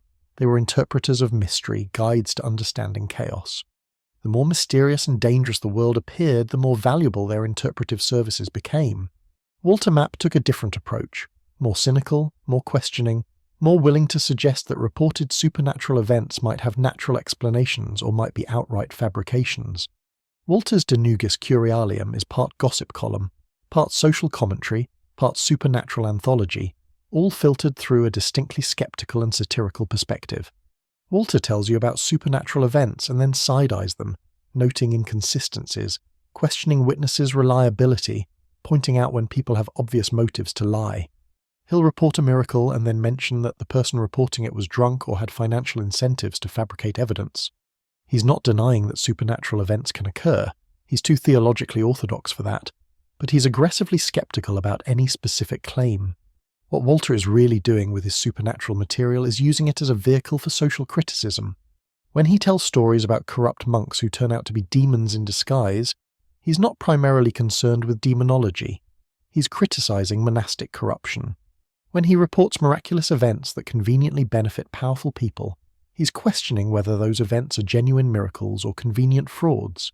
When he describes supernatural encounters that follow suspiciously predictable patterns, he's suggesting that pattern might indicate human construction, rather than supernatural truth. Walter is deploying folklore as satire, using supernatural stories to make points about social and religious institutions that would be dangerous to make directly. Walter's social function was quite different from Gervase's. Where Gervase reinforced authority, Walter undermined it.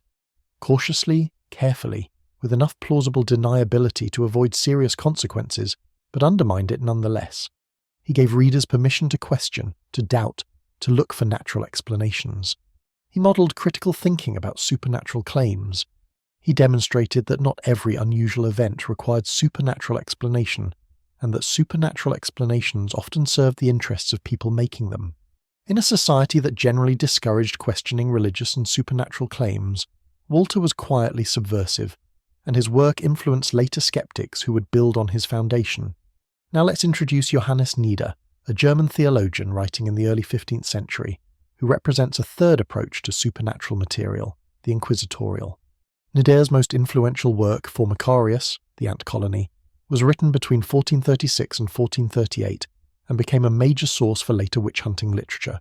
Unlike Gervais, who collected wonders neutrally, or Walter, who questioned them skeptically, Nida documented supernatural events specifically as evidence of demonic conspiracy, requiring aggressive church response. His work is essentially propaganda for intensified anti-heresy and anti-witchcraft campaigns, using folklore as proof that supernatural evil was widespread and that only strong institutional action could counter it. Nida's approach was to take folk beliefs and practices, healing magic, weather prediction, communication with spirits, all things that had existed in European communities for centuries, and reframe them as diabolical witchcraft requiring prosecution. Where earlier theologians might have dismissed these practices as ignorant superstition, Nida insisted they were genuine commerce with demons and therefore heresy. Where others might have recommended education and penance, Nida advocated investigation and prosecution.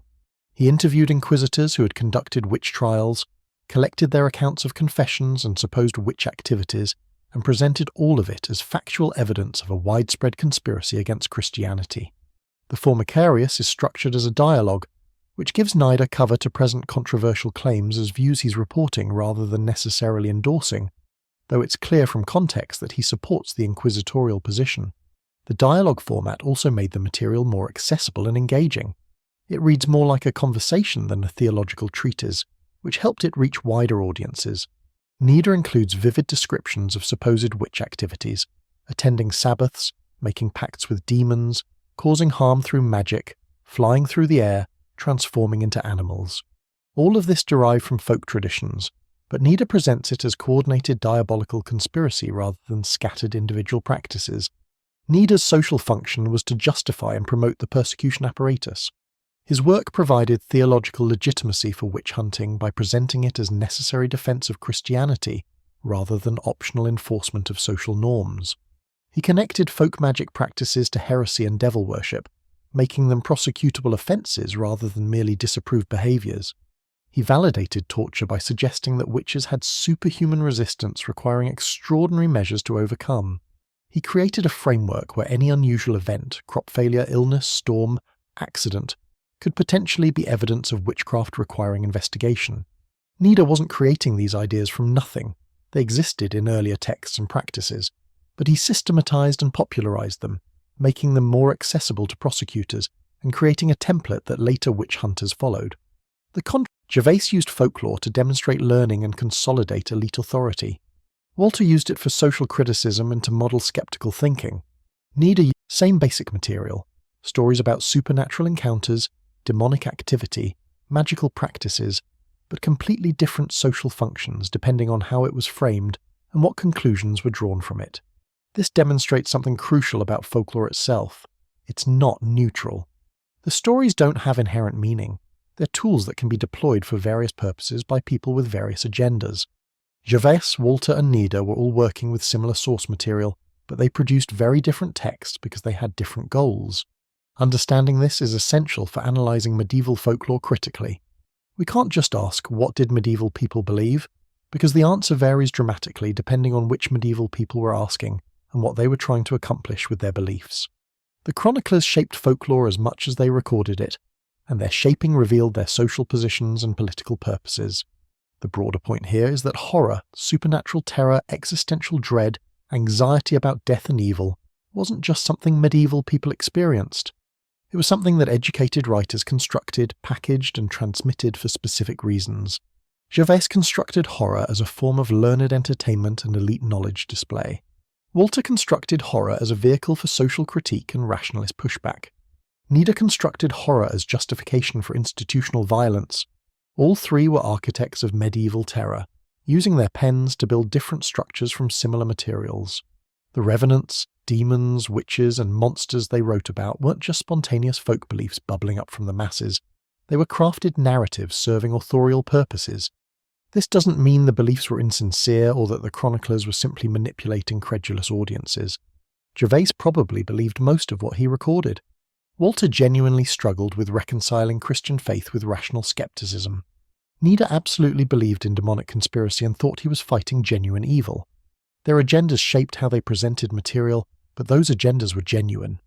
They were all working within frameworks where supernatural forces were real, and where documenting those forces served important functions: intellectual, social, religious, political. Understand the legacy of these chroniclers extended far beyond their own times. Gervais's approach, collecting and cataloguing supernatural phenomena, influenced centuries of folklore scholarship and fed the eventual development of anthropology and folklore studies. Walter's skeptical approach contributed to rationalist traditions that would eventually develop into scientific method and Enlightenment thought. Nida's prosecutorial approach provided intellectual ammunition for witch hunters and contributed directly to some of history's worst atrocities. 3 men, 3 very different approaches to the same subject matter, 3 radically different legacies. All of them documented revenants and demons and supernatural terror, but the horror they constructed served different masters and produced different outcomes. Understanding this helps us see folklore not as simple tradition, but as contested territory, where different visions of reality and different social agendas fought for dominance, using dead bodies and demons and tales of terror as their weapons of choice. We've spent considerable time discussing individual supernatural threats: fairies, demons, revenants, witches. But now we need to zoom out and look at the bigger picture, because medieval people didn't see these as random, disconnected phenomena. They had developed a comprehensive cosmology, a complete map of reality that included not just the physical world, but multiple layers of invisible realms where supernatural entities lived, worked, and plotted against humanity. This wasn't vague mysticism. This was systematic theology and philosophy attempting to create a complete organizational chart of the universe, from the highest heavens to the lowest pits of hell, with humanity awkwardly positioned somewhere in the middle, getting attacked from both directions. Understanding this cosmological structure is essential for understanding medieval horror, because the terror wasn't just about individual monsters. It was about living in a universe fundamentally organized around cosmic warfare, where every moment of your life was contested ground in a battle between forces so powerful that you were basically an ant trying to survive on a battlefield between giants. Let's start with the official church cosmology, because this provided the framework within which all the folk beliefs and supernatural encounters had to be understood, at least theoretically. The medieval Christian universe was hierarchical and layered, organized vertically from highest to lowest, with Earth positioned roughly in the middle. At the top was heaven, the dwelling place of God, organized into multiple levels or spheres depending on which theological system you followed. 9 orders of angels inhabited these celestial realms: seraphim, cherubim, thrones, dominions, virtues, powers, principalities, archangels, and angels, each with specific roles in the cosmic order. These weren't cute cherubs with harps. These were powerful supernatural beings of various ranks, some of whom interacted with humans, but most of whom were concerned with cosmic-level administration that mortals could barely comprehend. Below heaven but above earth was the aerial realm, the space between, where things got complicated. This was where demonic forces operated, having been cast down from heaven after Lucifer's rebellion, but not yet confined to hell. These fallen angels, now demons, occupied the air and used it as a base of operations for attacking humanity. They could descend to Earth's surface to tempt and torment humans, but their primary domain was this intermediate aerial space. Medieval people looking up at the sky weren't just seeing clouds and birds, they were seeing enemy territory, the realm of hostile forces actively working to destroy them. Weather phenomena, storms, lightning, unusual atmospheric events, were often attributed to demonic activity in the aerial realm. Not exactly reassuring when you're dependent on weather for agricultural survival and you believe the demons control it. Earth itself was the contested zone, the battlefield where human souls were the prize in an ongoing war between good and evil. Humans were unique in this cosmology because they had both material bodies and immortal souls, making them connected to both physical and spiritual realms simultaneously. Angels and demons were pure spirit. Animals were pure matter. Humans were the only beings that were both, which made them incredibly important but also incredibly vulnerable. Demons wanted human souls because corrupting them represented victories against God. Angels wanted to protect human souls to serve God's purposes. And humans were stuck in the middle, subject to influences from both sides, trying to navigate a spiritual war zone while also dealing with the mundane problems of staying alive in a difficult physical world. No pressure. Below Earth's surface was hell, organized into multiple levels of increasing torment, where Satan ruled over the damned and where demons originated before being deployed to the aerial realm or Earth's surface. The geography of hell was elaborated in extensive detail by medieval theologians and poets. Dante's Inferno is the most famous example, but it was drawing on centuries of theological speculation and folk belief about hell's structure. Hell wasn't just a place of punishment, it was also the enemy headquarters, the fortress from which attacks on humanity were planned and launched.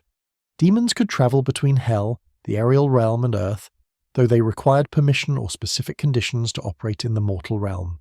This permission usually came from humans themselves through sin, which opened doors for demonic influence, or from God, who sometimes allowed demonic testing of the faithful. This vertical cosmology, heaven above, aerial demons in the middle layers, earth as battlefield, hell below, provided the official structure, but folk belief complicated it considerably by adding horizontal dimensions and liminal spaces that didn't fit neatly into the theological framework. The fairy realm, for example, was a problem. It was clearly supernatural, but it wasn't heaven or hell.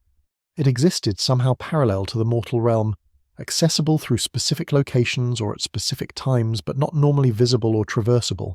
Fairy hills, fairy rings, enchanted forests. These were places where the boundary between worlds became thin enough to cross. The church tried various explanations. Maybe fairies were demons in disguise. Maybe they were fallen angels who weren't bad enough for hell but not good enough for heaven. Maybe they were the spirits of unbaptized dead. None of these explanations was entirely satisfactory, but they allowed the fairy realm to be awkwardly crammed into the Christian cosmology, even though it didn't really fit. Purgatory represented another complication in the cosmic geography. The concept of purgatory as a distinct realm separate from heaven and hell developed gradually over the medieval period and wasn't officially dogma until fairly late, but once established, it added another layer to the cosmology. Purgatory was where souls that weren't quite damned but weren't quite ready for heaven went to be purified through suffering before eventually being admitted to heaven. Its location was uncertain. Some placed it underground near hell, others put it on a mountain or island, others suggested it might be in the aerial realm. What mattered for our purposes is that purgatory meant more souls wandering around between proper destinations, more supernatural entities in liminal spaces, more opportunities for the dead to interact with the living. Ghosts could now be explained as souls temporarily released from purgatory to request prayers or warn the living, which was theologically legitimate while still maintaining the essential spookiness of dead people, showing up uninvited. The witch's Sabbath concept represented yet another layer added to the cosmological map. The Sabbath wasn't happening in the normal mortal realm, it was occurring in some other space, sometimes described as a remote location reached through magical flight, sometimes described as a different realm entirely accessed through demonic assistance. Descriptions varied, but the Sabbath was consistently portrayed as existing in a space between normal reality and the demonic realm, a place where the normal laws of physics and morality didn't apply. Witches allegedly flew through the air to reach Sabbaths, not just travelling through normal space, but somehow transiting through or around normal reality to reach this gathering place. The Sabbath was hell's embassy on earth, a chunk of demonic realm temporarily manifesting in the mortal world, or a pocket dimension created by Satan for witch meetings. The theological geography got extremely complicated very quickly once you started trying to map where Sabbaths actually occurred. This brings us to the crucial concept of boundaries and crossings, because medieval supernatural cosmology was fundamentally about borders and the possibility of crossing them. Heaven and hell were supposed to be sealed realms, souls went there at death and stayed there. But demons crossed from hell to earth regularly. Angels occasionally descended from heaven to earth on divine missions. Fairy creatures crossed from their realm to ours. The dead sometimes returned from wherever they'd gone. Witches supposedly flew to Sabbaths in spaces that weren't quite anywhere. Every realm's boundary was permeable under certain conditions, and much of medieval supernatural anxiety revolved around when and how these crossings might occur and what they meant for cosmic order. The times when boundaries were thinnest were carefully noted and feared. Certain calendar dates were particularly dangerous. All Hallows' Eve, when the dead could cross back to the living world most easily. The solstices and equinoxes, when cosmic forces were in transition. The nights before major Christian holy days, when demonic forces were said to make special efforts to disrupt the celebrations. Certain times of day were risky. Midnight, the witching hour, when supernatural activity peaked. Twilight, neither day nor night, when boundaries between states became uncertain. These liminal times were when crossings were most likely, when encounters with supernatural entities were most probable, when you needed to be most careful about where you went and what you did. Certain physical locations were similarly dangerous crossing points. We've mentioned crossroads, where multiple paths intersected, were places of supernatural power and demonic activity. This is why suicides were traditionally buried at crossroads, to confuse their spirits and prevent them from finding their way home. Churches and cemeteries were obvious supernatural hotspots, both protected by holy blessing but also attracting supernatural attention precisely because they were spiritually significant. Bridges spanning between separated spaces were liminal locations where supernatural encounters occurred. Deep forests, mountains, caves, anywhere that took you away from civilization and into wild spaces where normal rules might not apply. Even your own threshold, the doorway of your house, was a boundary requiring protection through various rituals and charms, because it was where inside met outside, safety met danger, domestic met wild. The concept of the thin places where realms touched each other was central to medieval supernatural geography. These weren't just occasional crossing points, they were structural features of reality, permanent weak spots in the cosmic order where supernatural entities could more easily penetrate into the mortal realm. Some thin places were natural features, certain springs, specific trees, particular hills or caves that had always been sites of supernatural activity. Others were created by human action, sites of terrible violence, locations where many people had died, places where great sins had been committed. Still others were created by supernatural activity itself. Once a location had been the site of a demon encounter or fairy appearance, it became a known thin place where future encounters were more likely. This created a kind of supernatural risk map that medieval people carried in their heads. You knew which roads to avoid after dark because those were demon-haunted routes. You knew which clearings in the forest were fairy territory. You knew which old ruins were home to revenants or other dangerous entities. You knew which wells or springs had supernatural associations. This knowledge was practical survival information, passed down through generations and updated based on recent encounters. It wasn't superstition, it was geography, just a geography that included invisible layers most modern maps don't acknowledge. Medieval people navigating their landscape were simultaneously navigating both visible terrain and invisible supernatural topography, making decisions based on both types of geography simultaneously. On one hand, the Church provided the theoretical framework, the vertical hierarchy of heaven, earth, and hell, the angels and demons, the souls and their destinations. The Church also provided the practical tools for managing supernatural threats: prayers, blessings, exorcisms, holy water, consecrated ground, relics, all the supernatural countermeasures in the Christian arsenal. If you wanted to understand what was happening, you consulted theological authorities. The Church positioned itself as the essential intermediary between humans and the supernatural, the only institution with the knowledge and power to navigate the invisible realms safely. But on the other hand, the Church couldn't control all the folk beliefs and practices that people actually used to deal with supernatural threats. The fairy protection rituals that had nothing to do with Christianity. The folk charms and spells that predated Christian conversion. The cunning folk and wise women who provided supernatural services outside church authority. The local shrines and holy wells that were Christian in name but suspiciously similar to pre-Christian sacred sites. The Church officially condemned these practices as superstition or worse, as potential trafficking with demons, but couldn't eliminate them because they met needs that church services didn't fully address. The result was a messy, complicated supernatural cosmology that combined official Christian theology with unofficial folk practices, creating contradictions and tensions that never fully resolved. The demon hierarchy within this cosmology deserves special attention because it was elaborately developed and revealed medieval anxieties about organization and power. Demons weren't just chaotic evil forces, they were organized into an infernal bureaucracy mirroring the celestial hierarchy of angels. Satan or Lucifer was at the top, having been the most powerful angel before his fall. Below him were various ranks of demons with specific roles and jurisdictions. Some demons specialized in tempting humans to specific sins. There were lust demons, pride demons, greed demons, each focusing on their particular vice. Other demons had territorial assignments, princes of demons ruling over specific geographic regions. Still others had functional roles, demons that caused illness, demons that created storms, demons that spread nightmares, demons that possessed bodies. This organizational structure made the demonic threat seem more comprehensive and terrifying. You weren't just dealing with random evil, you were dealing with an organized army with command structure, strategic planning, and specialized units. Every sin you might commit had a demon specifically assigned to tempt you toward it. Every location had demons assigned to operate there. Every type of supernatural harm had demons specialized in causing it. The demonic realm was imagined as having roughly the same administrative complexity as a large medieval kingdom or the church itself, which makes sense because medieval people understood power and organization in feudal hierarchical terms and projected that understanding onto the supernatural realm. Hell apparently had an org chart, and it was extensive. The witch's relationship to this demonic hierarchy was understood as entering into formal contract with specific demons, usually at the direction of Satan himself. The famous Devil's Pact wasn't a casual arrangement. It was presented as a binding legal agreement where the witch traded her soul for temporary power. The witch would sign her name in a book, the Devil's Book of Servants, sometimes in blood, formally registering herself as a demon's servant. She would receive a demon familiar, a supernatural entity that would serve her and provide her with magical abilities. In exchange, she promised her soul to Satan and agreed to work toward corrupting others and harming Christianity.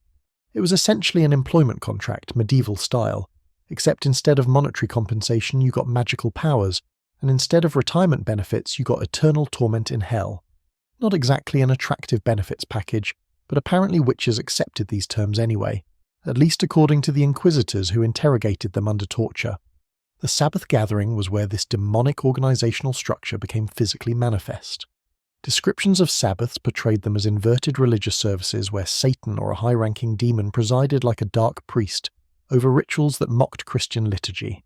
Witches allegedly attended these gatherings to worship the devil, receive instructions for causing harm, report on their activities, celebrate evil achievements, and participate in various obscene rituals that inverted Christian morality. The flying to Sabbath element is particularly interesting for what it reveals about cosmological thinking. Witches supposedly didn't travel to Sabbaths by walking or riding horses. They flew through the air on broomsticks, or transformed into animals, or were carried by demons. This flight wasn't just convenient transportation, it represented crossing between realms. The witch wasn't traveling through normal physical space. She was traversing the boundary between the mortal realm and the demonic realm, or between normal reality and the Sabbath space where the gathering occurred. The flight itself was transgressive, a violation of natural law that paralleled the witch's moral transgression. Humans weren't supposed to fly, that was angel-demon capability. A witch flying through the air was literally overstepping the boundaries of her proper place in the cosmic order, visibly demonstrating her alliance with supernatural evil. The skeptical position on Sabbaths, represented by theologians like the author of the Canon Episcopi, was that the flight and the Sabbath itself were demonic illusions rather than physical events. Women who believed they flew to Sabbaths were deluded by demons into dreaming these experiences or hallucinating them, but they weren't actually leaving their beds. This was a compassionate interpretation in some ways. It meant alleged witches were victims of demonic deception rather than active devil worshippers deserving execution. But it was largely superseded by the later witch-hunting theorists who insisted the Sabbaths were real physical gatherings involving actual flight and real demonic interaction.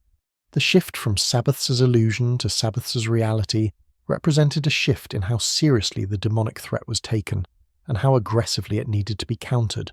Fairy realm cosmology operated on somewhat different principles than the Christian heaven-earth-hell structure, but overlapped with it in complicated ways. The fairy realm was described as existing parallel to the mortal realm, occupying the same space but at a different level of reality.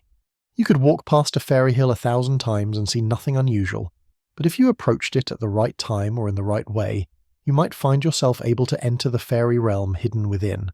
This wasn't travelling to a different location, it was accessing a different layer of reality at the same location. Think of it as parallel dimensions occupying the same geographic space, invisible to each other most of the time, but occasionally intersecting or becoming accessible. Time worked differently in the fairy realm, which created some of the most frightening aspects of fairy encounters. The classic story pattern is that someone enters the fairy realm, spends what feels like a few hours or days enjoying fairy hospitality, and then returns to the mortal realm to discover that decades or centuries have passed. Or the reverse, someone spends what seems like years in the fairy realm and emerges to find that only minutes have passed in the mortal world. The fairy realm's relationship to time was fundamentally different from normal realities, and crossing between them meant risking temporal displacement that could destroy your life as effectively as any curse. The mechanics of crossing into the fairy realm were carefully elaborated in folklore. Fairy rings, circles of mushrooms or stones were common crossing points, but you had to know how to use them. Walking around a fairy ring a certain number of times, or walking around it in a particular direction, or walking around it at a particular time might open access to the fairy realm. Dancing in a fairy ring was particularly dangerous because it meant accepting fairy hospitality, which created obligations and made it harder to leave. Following fairy music into forests or underground could lead you into fairy realm without you realizing you'd crossed until it was too late to return easily. Accepting food or drink from fairy creatures bound you to their realm through the obligations of hospitality. These crossing mechanics were elaborate and specific, suggesting genuine belief in the fairy realm as an alternate dimension with its own access protocols. The relationship between the fairy realm and the demonic realm was theologically uncertain. Were fairies demons? Were they separate entities that demons sometimes impersonated? Were they natural creatures that demons exploited? Different authorities had different opinions, creating cosmological confusion about where exactly fairies fit in the grand map of reality.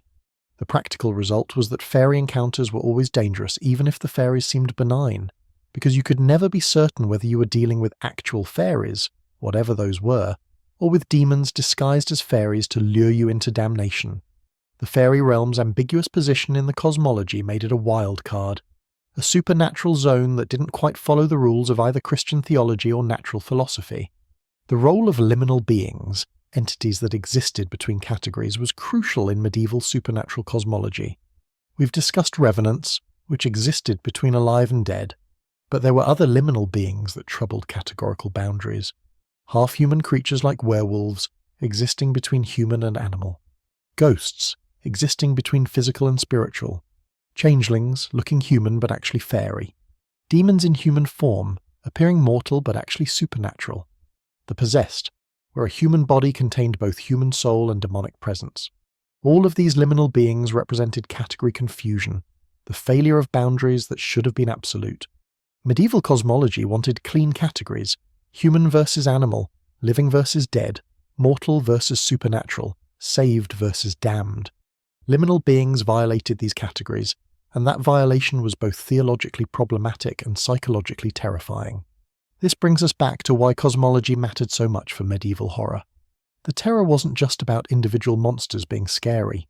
It was about living in a universe where the fundamental organizing principles were under constant attack. The boundaries that separated realms were permeable. The categories that defined beings were unstable. The cosmic order that should have been fixed and eternal was actually contested and constantly threatened. Every supernatural encounter represented a potential breakdown in reality's structure. Every demon attack suggested that hell was winning its war against heaven. Every fairy abduction showed that the Christian cosmology didn't have complete explanatory power. Every revenant proved that death itself wasn't working properly.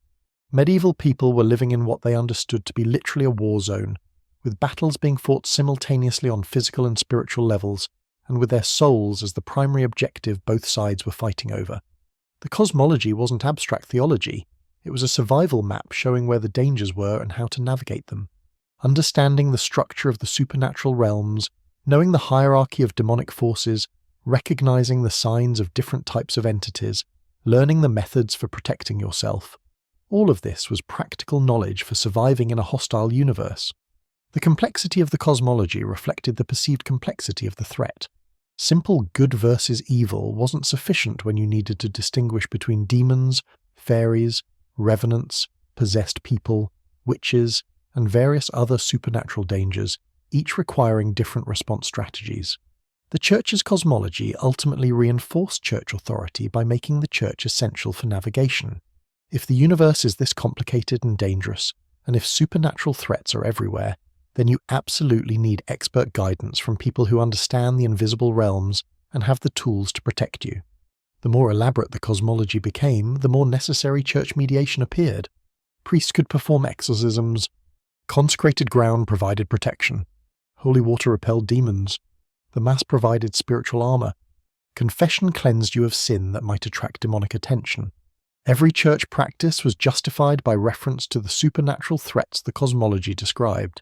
Believe in the complex, dangerous cosmology, and you naturally conclude you need the Church's protective services.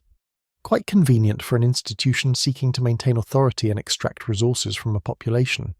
but folk belief continually exceeded and complicated church cosmology, adding layers and dimensions that didn't fit theological frameworks. The fairy realm's temporal distortions weren't in the Bible. The specific hierarchies of demons weren't fully consistent across different authorities. The mechanics of revenant prevention varied by region and tradition. People experienced or heard about supernatural phenomena that didn't quite match official explanations, and they developed their own theories and practices to address them. The result was a messy, complicated cosmology that combined official church teaching, classical philosophy, folk tradition, and personal experience into something that was never quite coherent, but was psychologically functional. Modern fantasy fiction has inherited this medieval cosmological thinking more than we usually acknowledge. The multiple realms, mortal realm, fairy realm, demon realm, spirit realm, that appear in countless fantasy novels are direct descendants of medieval cosmology. The thin places where realms intersect, the dangerous times when boundaries weaken, the rituals required to cross between worlds, all of this comes from medieval supernatural geography. The idea of parallel dimensions occupying the same space, which seems modern and scientific, is actually quite medieval in its structure. We've just swapped the terminology and the explanatory frameworks while keeping the basic cosmological structure intact.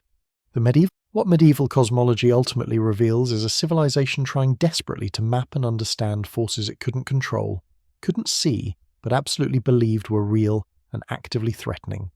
The elaborate structure, the hierarchies, the realms, the boundaries, the crossing points, represented an attempt to impose order on chaos, to create comprehensible structure for incomprehensible phenomena.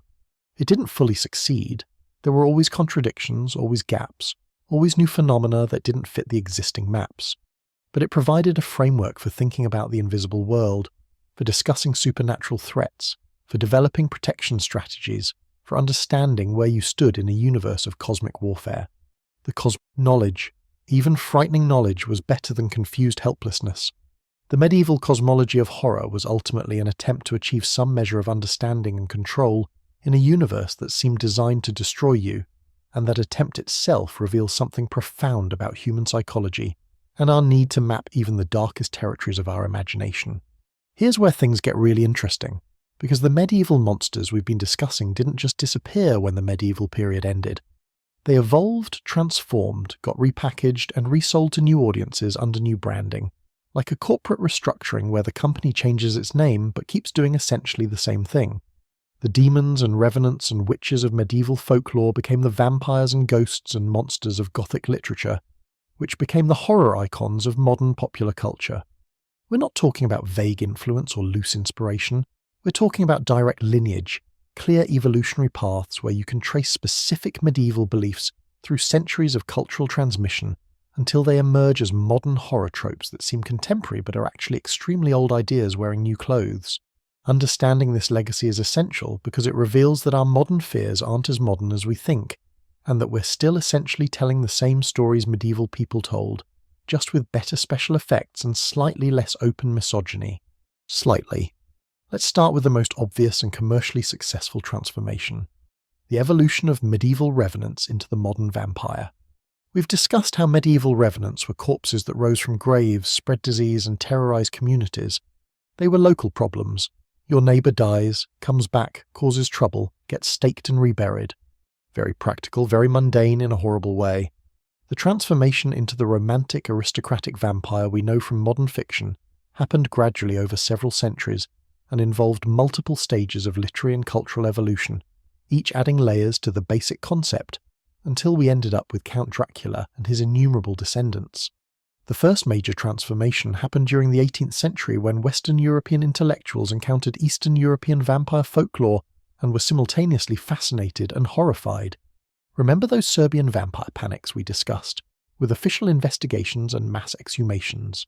Those reports reached Western Europe and created a kind of vampire tourism, where writers and scholars travelled east to document these primitive superstitions, bringing back stories that they then published to educated audiences. The effect was to exoticize vampires, to make them seem like foreign threats rather than domestic problems.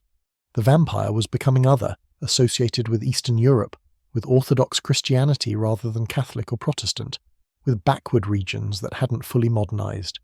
This orientalizing of the vampire would become permanent, Even contemporary vampire fiction tends to locate vampire origins in Eastern Europe, perpetuating 18th century stereotypes. The second transformation was Gothic literature discovering vampires as perfect antagonists. Early Gothic novels, The Castle of Otranto, The Mysteries of Udolpho, The Monk, had established the Gothic aesthetic: crumbling castles, ancient curses, supernatural threats, sexual transgression, religious corruption, all wrapped in atmospheric gloom.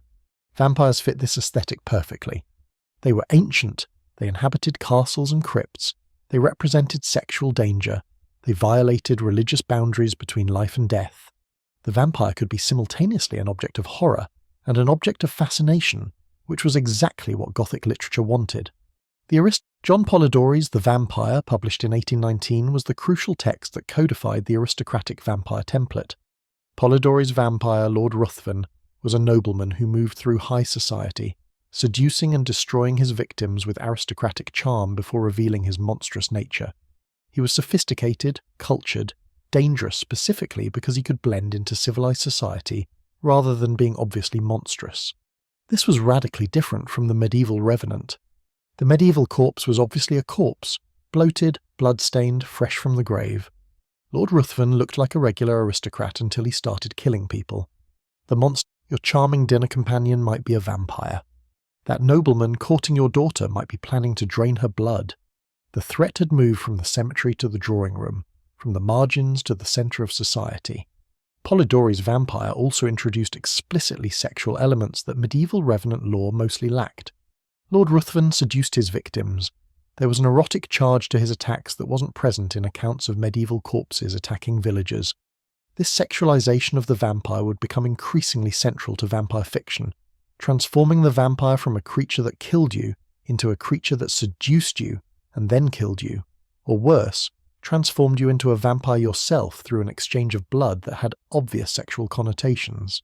The vampire bite on the neck, the penetration of fangs, the draining and exchange of bodily fluids. Vampire attacks became metaphors for sexual seduction and corruption, particularly focused on female victims, which tied directly into Victorian anxieties about female sexuality and the dangers of seduction.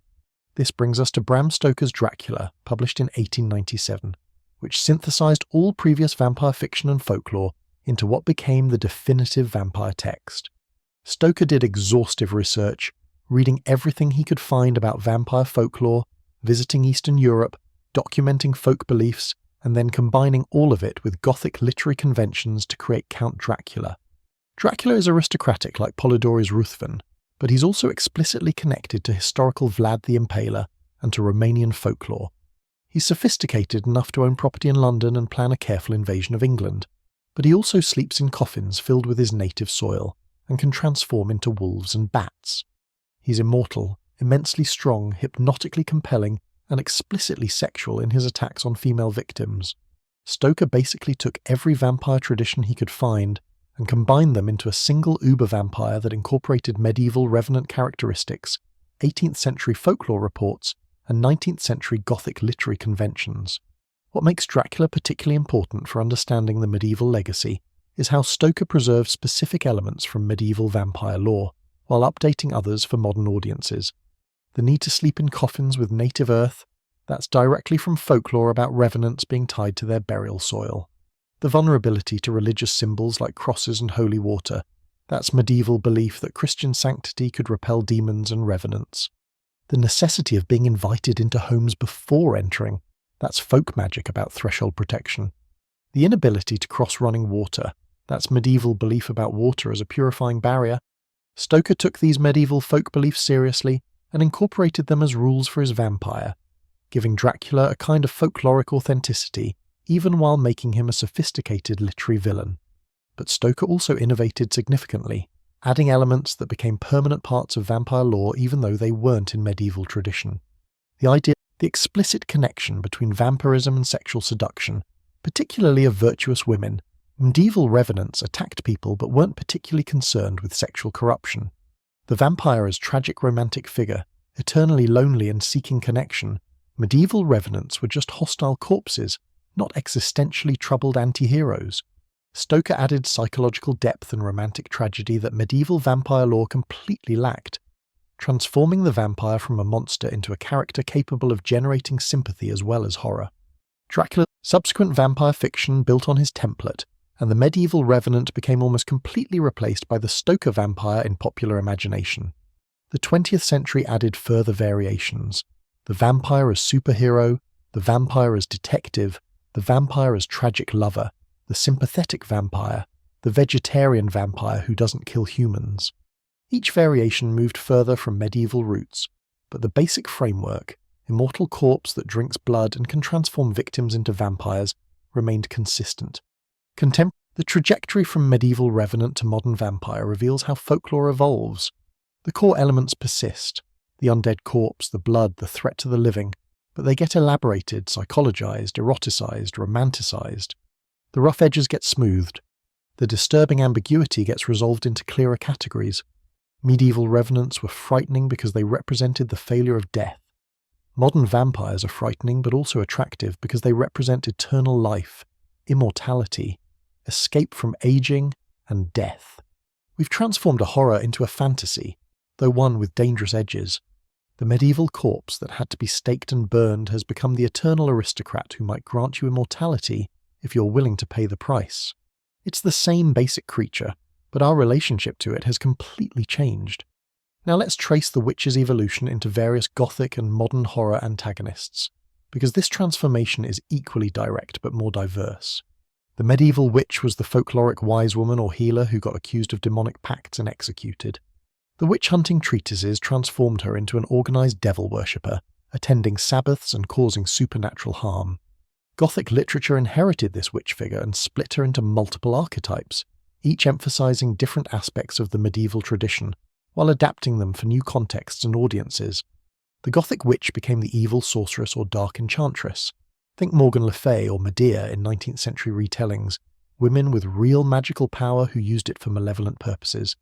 These figures, the Gothic sorceress could actually do magic, could actually curse her enemies, could actually transform reality through supernatural power. She wasn't a victim of false accusations, she was a genuine threat. This transformation reflected changing attitudes toward women's power. In an era when women were beginning to demand education and rights, the figure of the powerful evil woman became more culturally relevant as an embodiment of anxieties about women escaping traditional constraints. The Gothic witch also became the mad woman in the attic, the hysteric, the woman whose deviation from proper femininity marked her as dangerous and monstrous. This particularly Victorian transformation turned the witch's supposed demonic possession into mental illness, her supernatural powers into psychological manipulation, her evil nature into female rebellion against patriarchal control. The mad woman wasn't a witch in the supernatural sense, but she inherited the witch's position as female threat requiring containment. Rochester's wife in Jane Eyre, locked in the attic because she's violently insane, is a secularized witch. Dangerous female power that must be hidden away lest it corrupt others or destroy the social order. The transformation from supernatural evil to psychological deviance allowed Victorian literature to maintain the witch's threatening presence while adapting her to an increasingly rationalized worldview. The 20th century further transformed the witch through feminist reclamation efforts that reimagined witches as symbols of female resistance rather than female evil. The witch became the wise woman, the healer, the keeper of ancient knowledge, the woman who refused to submit to patriarchal authority and was persecuted for her independence. This positive witch coexists uneasily with the evil witch of traditional folklore and Gothic literature. Both versions claim the same historical figure but interpret her completely differently. This witch horror fiction preserved the evil witch alongside the reclaimed positive witch, creating a split tradition. Modern horror witches still traffic with demons, still perform dark rituals, still pose supernatural threats, maintaining the basic medieval template while updating the aesthetics. The witches in movies like The Witch or Hereditary are recognizably descended from medieval witch beliefs. They serve dark forces, they perform disturbing rituals, they represent corruption and evil. But they're given psychological depth and often treated with some sympathy even while being horrifying, reflecting our complicated relationship with the historical witch trials and our awareness that accused witches were mostly innocent victims. We want scary witches for our horror fiction, but we're also uncomfortable with the historical reality of witch persecution, so we end up with horror witches who are genuinely dangerous, but exist in fictional worlds where witchcraft is real, carefully separated from historical context where it wasn't. The transformation of medieval wild men into modern cryptids represents a different evolutionary path, moving from folklore into pseudoscientific speculation and back into folklore. Medieval wild men, remember, were hairy humanoid creatures living in forests, representing the boundary between civilization and savagery. The wild man was a warning and a boundary marker. This is what lies beyond proper society. This is what you must avoid becoming. As the medieval period ended and European colonialism expanded, the wild man concept got projected onto indigenous peoples encountered in colonial contexts. Suddenly the wild man wasn't a legendary creature but supposedly real peoples in Africa, Asia and the Americas, who were described in terms drawn directly from medieval wild man imagery. Hairy, savage, lacking language, living like animals. This transformation served colonial purposes by suggesting that non-European peoples were essentially wild men, not fully human, which justified conquest and exploitation. It's a deeply racist application of medieval folklore, using the wild man archetype to dehumanize actual humans. The legacy is toxic and reveals how folklore that seems innocent or merely symbolic can become weaponized for political purposes. But the wild man also evolved into cryptozoological creatures: Bigfoot, Sasquatch, the Yeti, various other missing link creatures said to inhabit remote wilderness areas. These modern wild men retain the medieval characteristics: covered in hair, living in forests or mountains, avoiding civilization, occupying the boundary between human and animal. But they're now framed as undiscovered species rather than supernatural beings. Cryptozoology tries to make the wild man scientific, claiming these creatures are real animals that simply haven't been properly documented yet. This represents a secularization of folklore similar to what happened with witches becoming mad women. The supernatural explanation gets replaced with a naturalistic one, but the basic figure persists with its essential characteristics intact. Modern cryptid legends also serve similar psychological functions as medieval wild man legends. They mark boundaries between civilization and wilderness. They represent anxiety about what might be out there in spaces humans don't fully control. They embody fears about nature's power and unpredictability. They provide mystery and wonder in an increasingly rationalized world. The fact that these creatures are almost certainly not real, despite enormous effort to find them, no Bigfoot has ever been captured or conclusively photographed, doesn't diminish their cultural power. They persist because they meet psychological needs that rationality can't fulfill, just like medieval wild men persisted because they served functions beyond their literal existence. The wild man's transformation also appears in werewolf fiction, which maintained the medieval connection between humanity and savagery, but added psychological dimensions. But modern werewolf fiction often treats lycanthropy as a curse or affliction, something the werewolf suffers rather than chooses, adding tragic dimensions absent from most medieval werewolf lore. The werewolf becomes sympathetic, someone struggling against their monstrous nature, trying to maintain humanity despite periodic transformations. This reflects modern psychological thinking about split personalities and internal struggle. The werewolf as metaphor for the dark impulses everyone contains and must control. The medieval werewolf was a moral warning. The modern werewolf is a psychological tragedy. Gothic literature's broader influence on horror deserves attention because it functioned as a transmission mechanism that carried medieval folklore into modernity while transforming it for new audiences.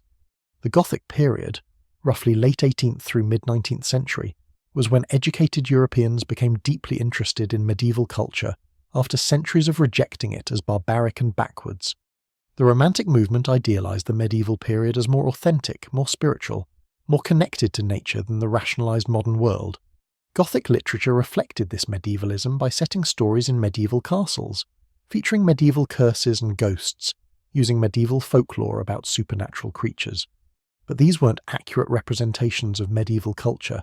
They were modern fantasies about the medieval period, projecting Victorian anxieties onto medieval settings. The Gothic castle is the perfect symbol of this transformation. In Gothic novels, the castle represents the past intruding on the present, old crimes demanding acknowledgement, ancestral evil that won't die. The castle's architecture, dark corridors, hidden passages, dungeons, towers, becomes a metaphor for the unconscious mind with its hidden depths and buried secrets.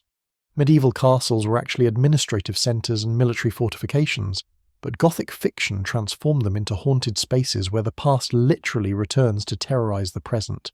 Every ghost in a Gothic castle, every ancient curse, every portrait that comes alive represents the past's refusal to stay dead, which is actually a Gothic anxiety rather than a medieval one. Medieval people weren't particularly anxious about the past. They lived with it comfortably. Victorians were anxious about the past, about tradition's weight, about whether progress could truly escape history's patterns, and they projected that anxiety onto medieval settings. Gothic literature also created the mad scientist figure who would become central to modern horror. Victor Frankenstein, creating his monster from corpse parts, combines medieval anxieties about the dead not staying properly dead with Enlightenment, anxieties about science overreaching proper boundaries. The Frankenstein monster is essentially a revenant created deliberately rather than arising spontaneously, which transforms medieval folk horror into modern technological horror. The scientist replacing God, the creature that shouldn't exist coming to life, the creation rebelling against Creator, these are new anxieties, but they're expressed through imagery drawn directly from medieval revenant lore. Frankenstein proved that medieval folklore could be successfully updated for industrial age audiences by making the supernatural scientific while preserving its essential horror. The Salem witch trials of 1692 deserve special attention as a case study in how medieval folklore crossed the Atlantic and produced catastrophic results in a colonial context. Salem wasn't medieval, it happened in what we'd consider the early modern period, but the witch beliefs that drove it were direct descendants of medieval European witch-hunting ideology. The Malleus Maleficarum, the witch-hunting manuals, the continental European trial procedures, the theological frameworks about demonic conspiracy, all of this had been imported to Puritan New England and was sitting there waiting for the right triggering conditions. When those conditions arrived, community tensions, economic stress, religious anxiety, adolescent girls having strange fits, the medieval folklore machinery activated and produced a witch panic that killed 20 people and imprisoned hundreds more. What's striking about Salem is how precisely it followed European patterns, despite being an ocean away and nearly 2 centuries after the peak European witch-hunting period. The accusations started with marginalized women, just like European trials. The accused confessed under pressure to attending Sabbaths and making pacts with the devil, using imagery directly from European demonology. The trials expanded to include more socially prominent individuals as paranoia spread. The confessions implicated others in ever-widening circles. Special courts were convened using procedures that guaranteed convictions. The only thing that stopped the trials was when accusations reached so high in the social hierarchy that authorities realized the system was out of control and shut it down. Salem demonstrated that medieval witch-hunting ideology remained dangerous centuries after its origin, and could activate anywhere the right conditions existed. Salem also became its own folklore generator, creating new legends that persist today. The witch trials have been reimagined repeatedly in American literature and film, each generation finding new meanings in the events.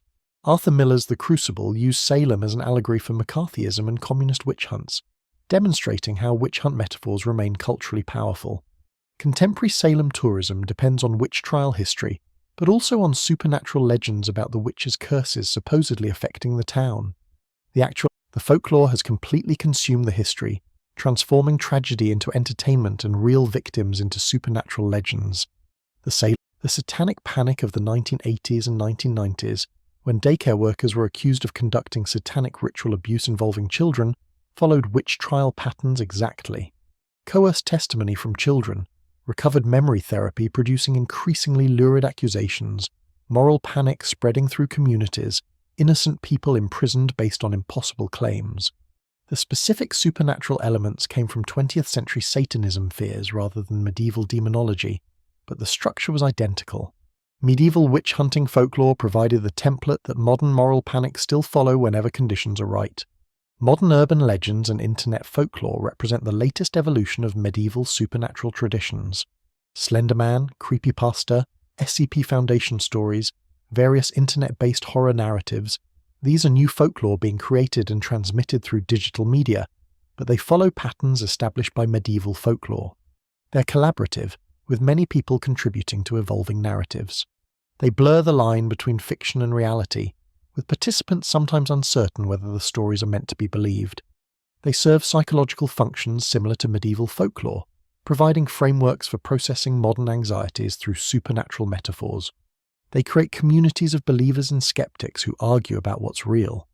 and they occasionally produce real-world consequences when believers act on the narratives, just like medieval folklore did.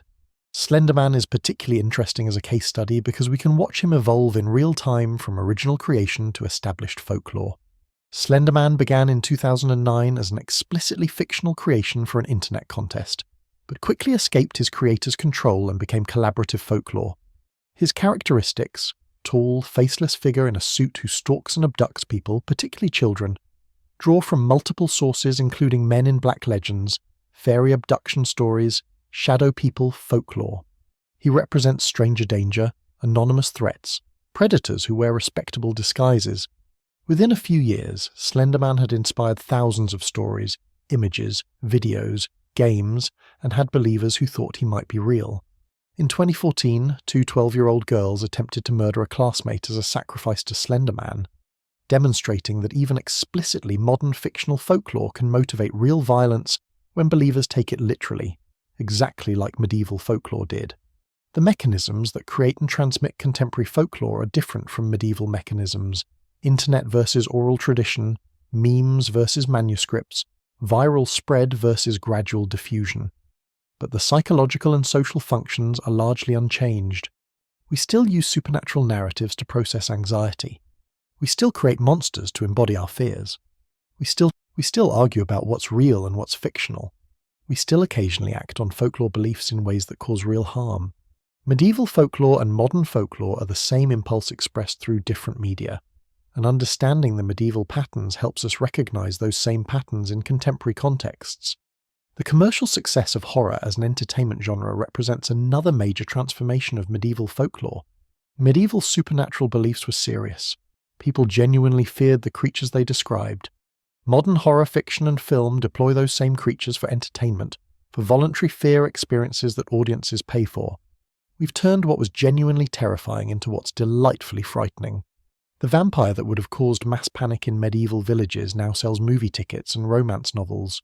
The witch who would have been burned at the stake is now a Halloween costume. The demon that would have required exorcism now appears in video games as an enemy to defeat. We've domesticated medieval horror, turned it into consumer product, made it safe by making it fictional. But this commercialized horror still works by triggering the same psychological responses medieval folklore triggered. We're still frightened by creatures that violate boundaries between categories. We're still disturbed by the dead returning. We're still anxious about possession and loss of control. We're still fascinated by female power coded as dangerous. The medieval folklore continues to function effectively even when we know it's fiction, because it's tapping into psychological triggers that don't care about the difference between belief and entertainment. Horror works even when you don't believe because the fears it expresses are real, even when the monsters expressing them aren't. The persistence of medieval folklore through Gothic literature into modern horror reveals something important about cultural memory and psychological continuity. These stories survived because they're effective. They frighten us, fascinate us, help us process anxieties, create community through shared narratives. They evolved because each generation adapted them to new contexts and new concerns, but the core elements proved remarkably stable. The Revenant became the vampire but kept its essential qualities.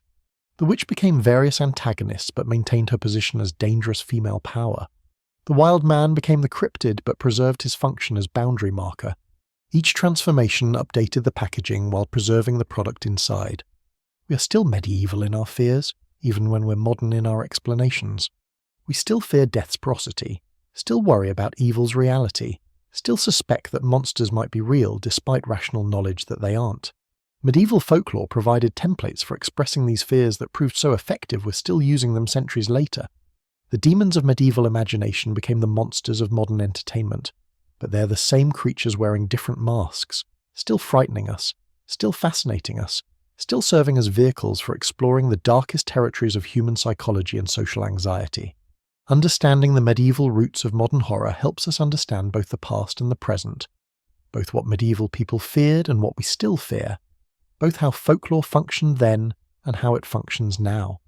The legacy is direct, the lineage is clear, and the monsters are eternal, constantly dying and constantly resurrecting, which is appropriately enough exactly what medieval folklore said monsters did.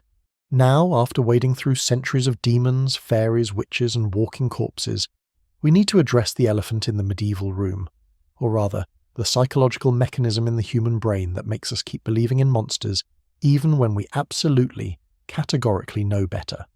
Because here we've just the medieval peasant who genuinely believed fairies would steal his children, and the modern person convinced that chemtrails are controlling our minds, are operating on exactly the same psychological software.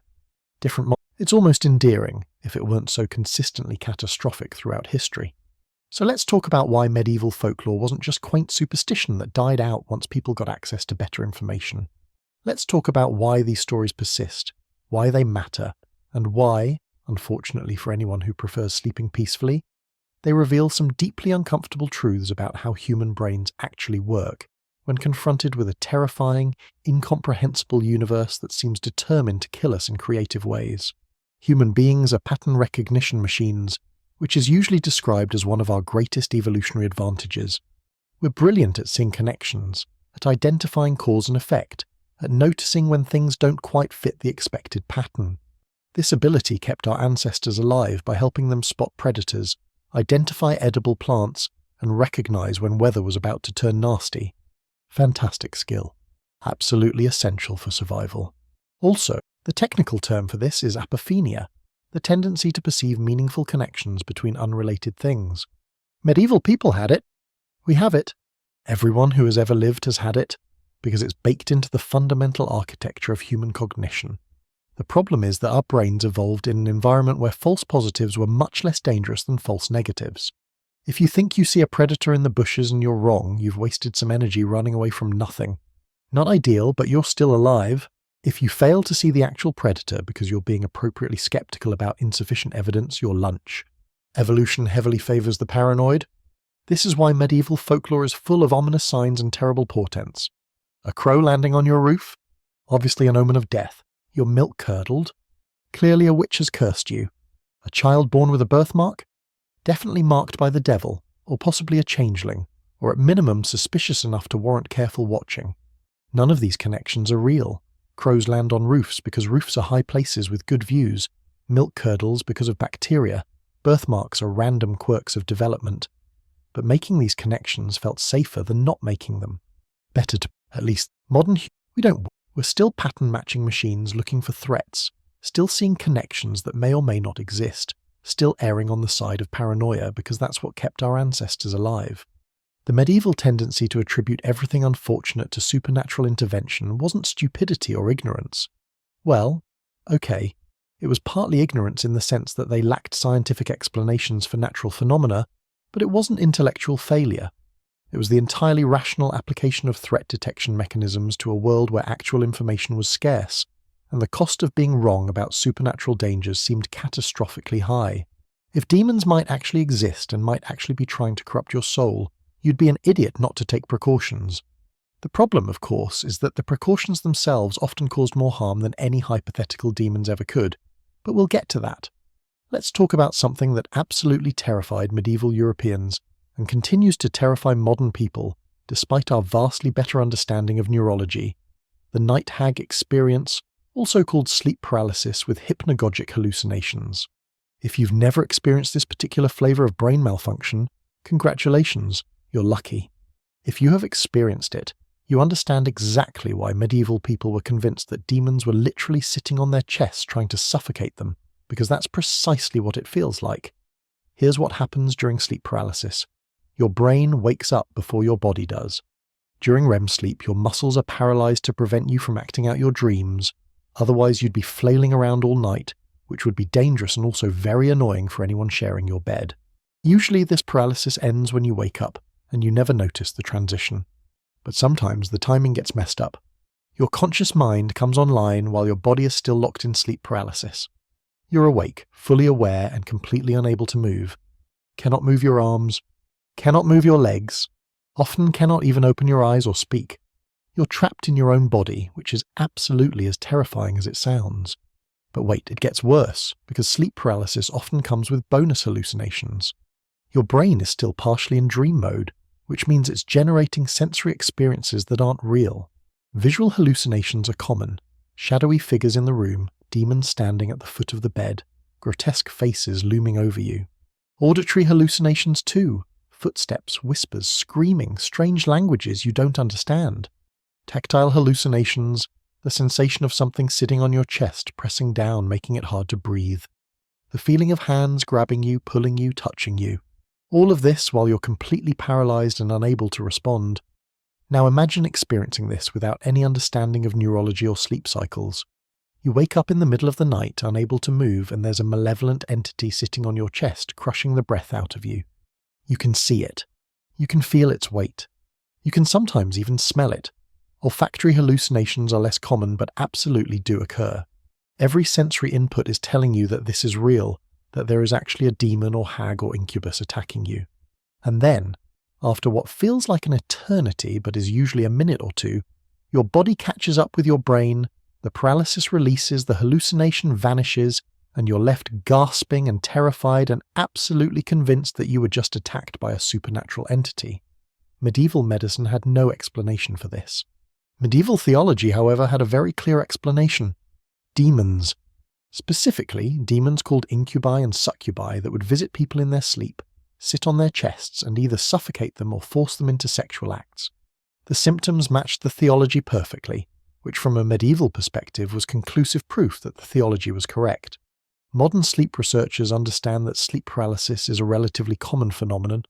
Somewhere between 5% and 40% of people experience it at least once, with higher rates in people with irregular sleep schedules or high stress. It's a glitch, but try telling that to someone who just experienced what felt like demonic assault. The subjective experience is so vivid, so terrifying, and so seemingly real that intellectual explanations feel inadequate. This is why folklore about night visitors persisted for so long and appeared in virtually every culture. The mare in Germanic folklore, the old hag in Newfoundland, the kokma in Saint. Lucia, the kanashibari in Japan, every culture developed its own explanation for sleep paralysis, because people everywhere were experiencing the same neurological phenomenon and interpreting it through their cultural framework. The details varied. Sometimes it was demons, sometimes fairies, sometimes ghosts, sometimes aliens in modern UFO abduction narratives. But the core experience was identical because human brains are structured the same way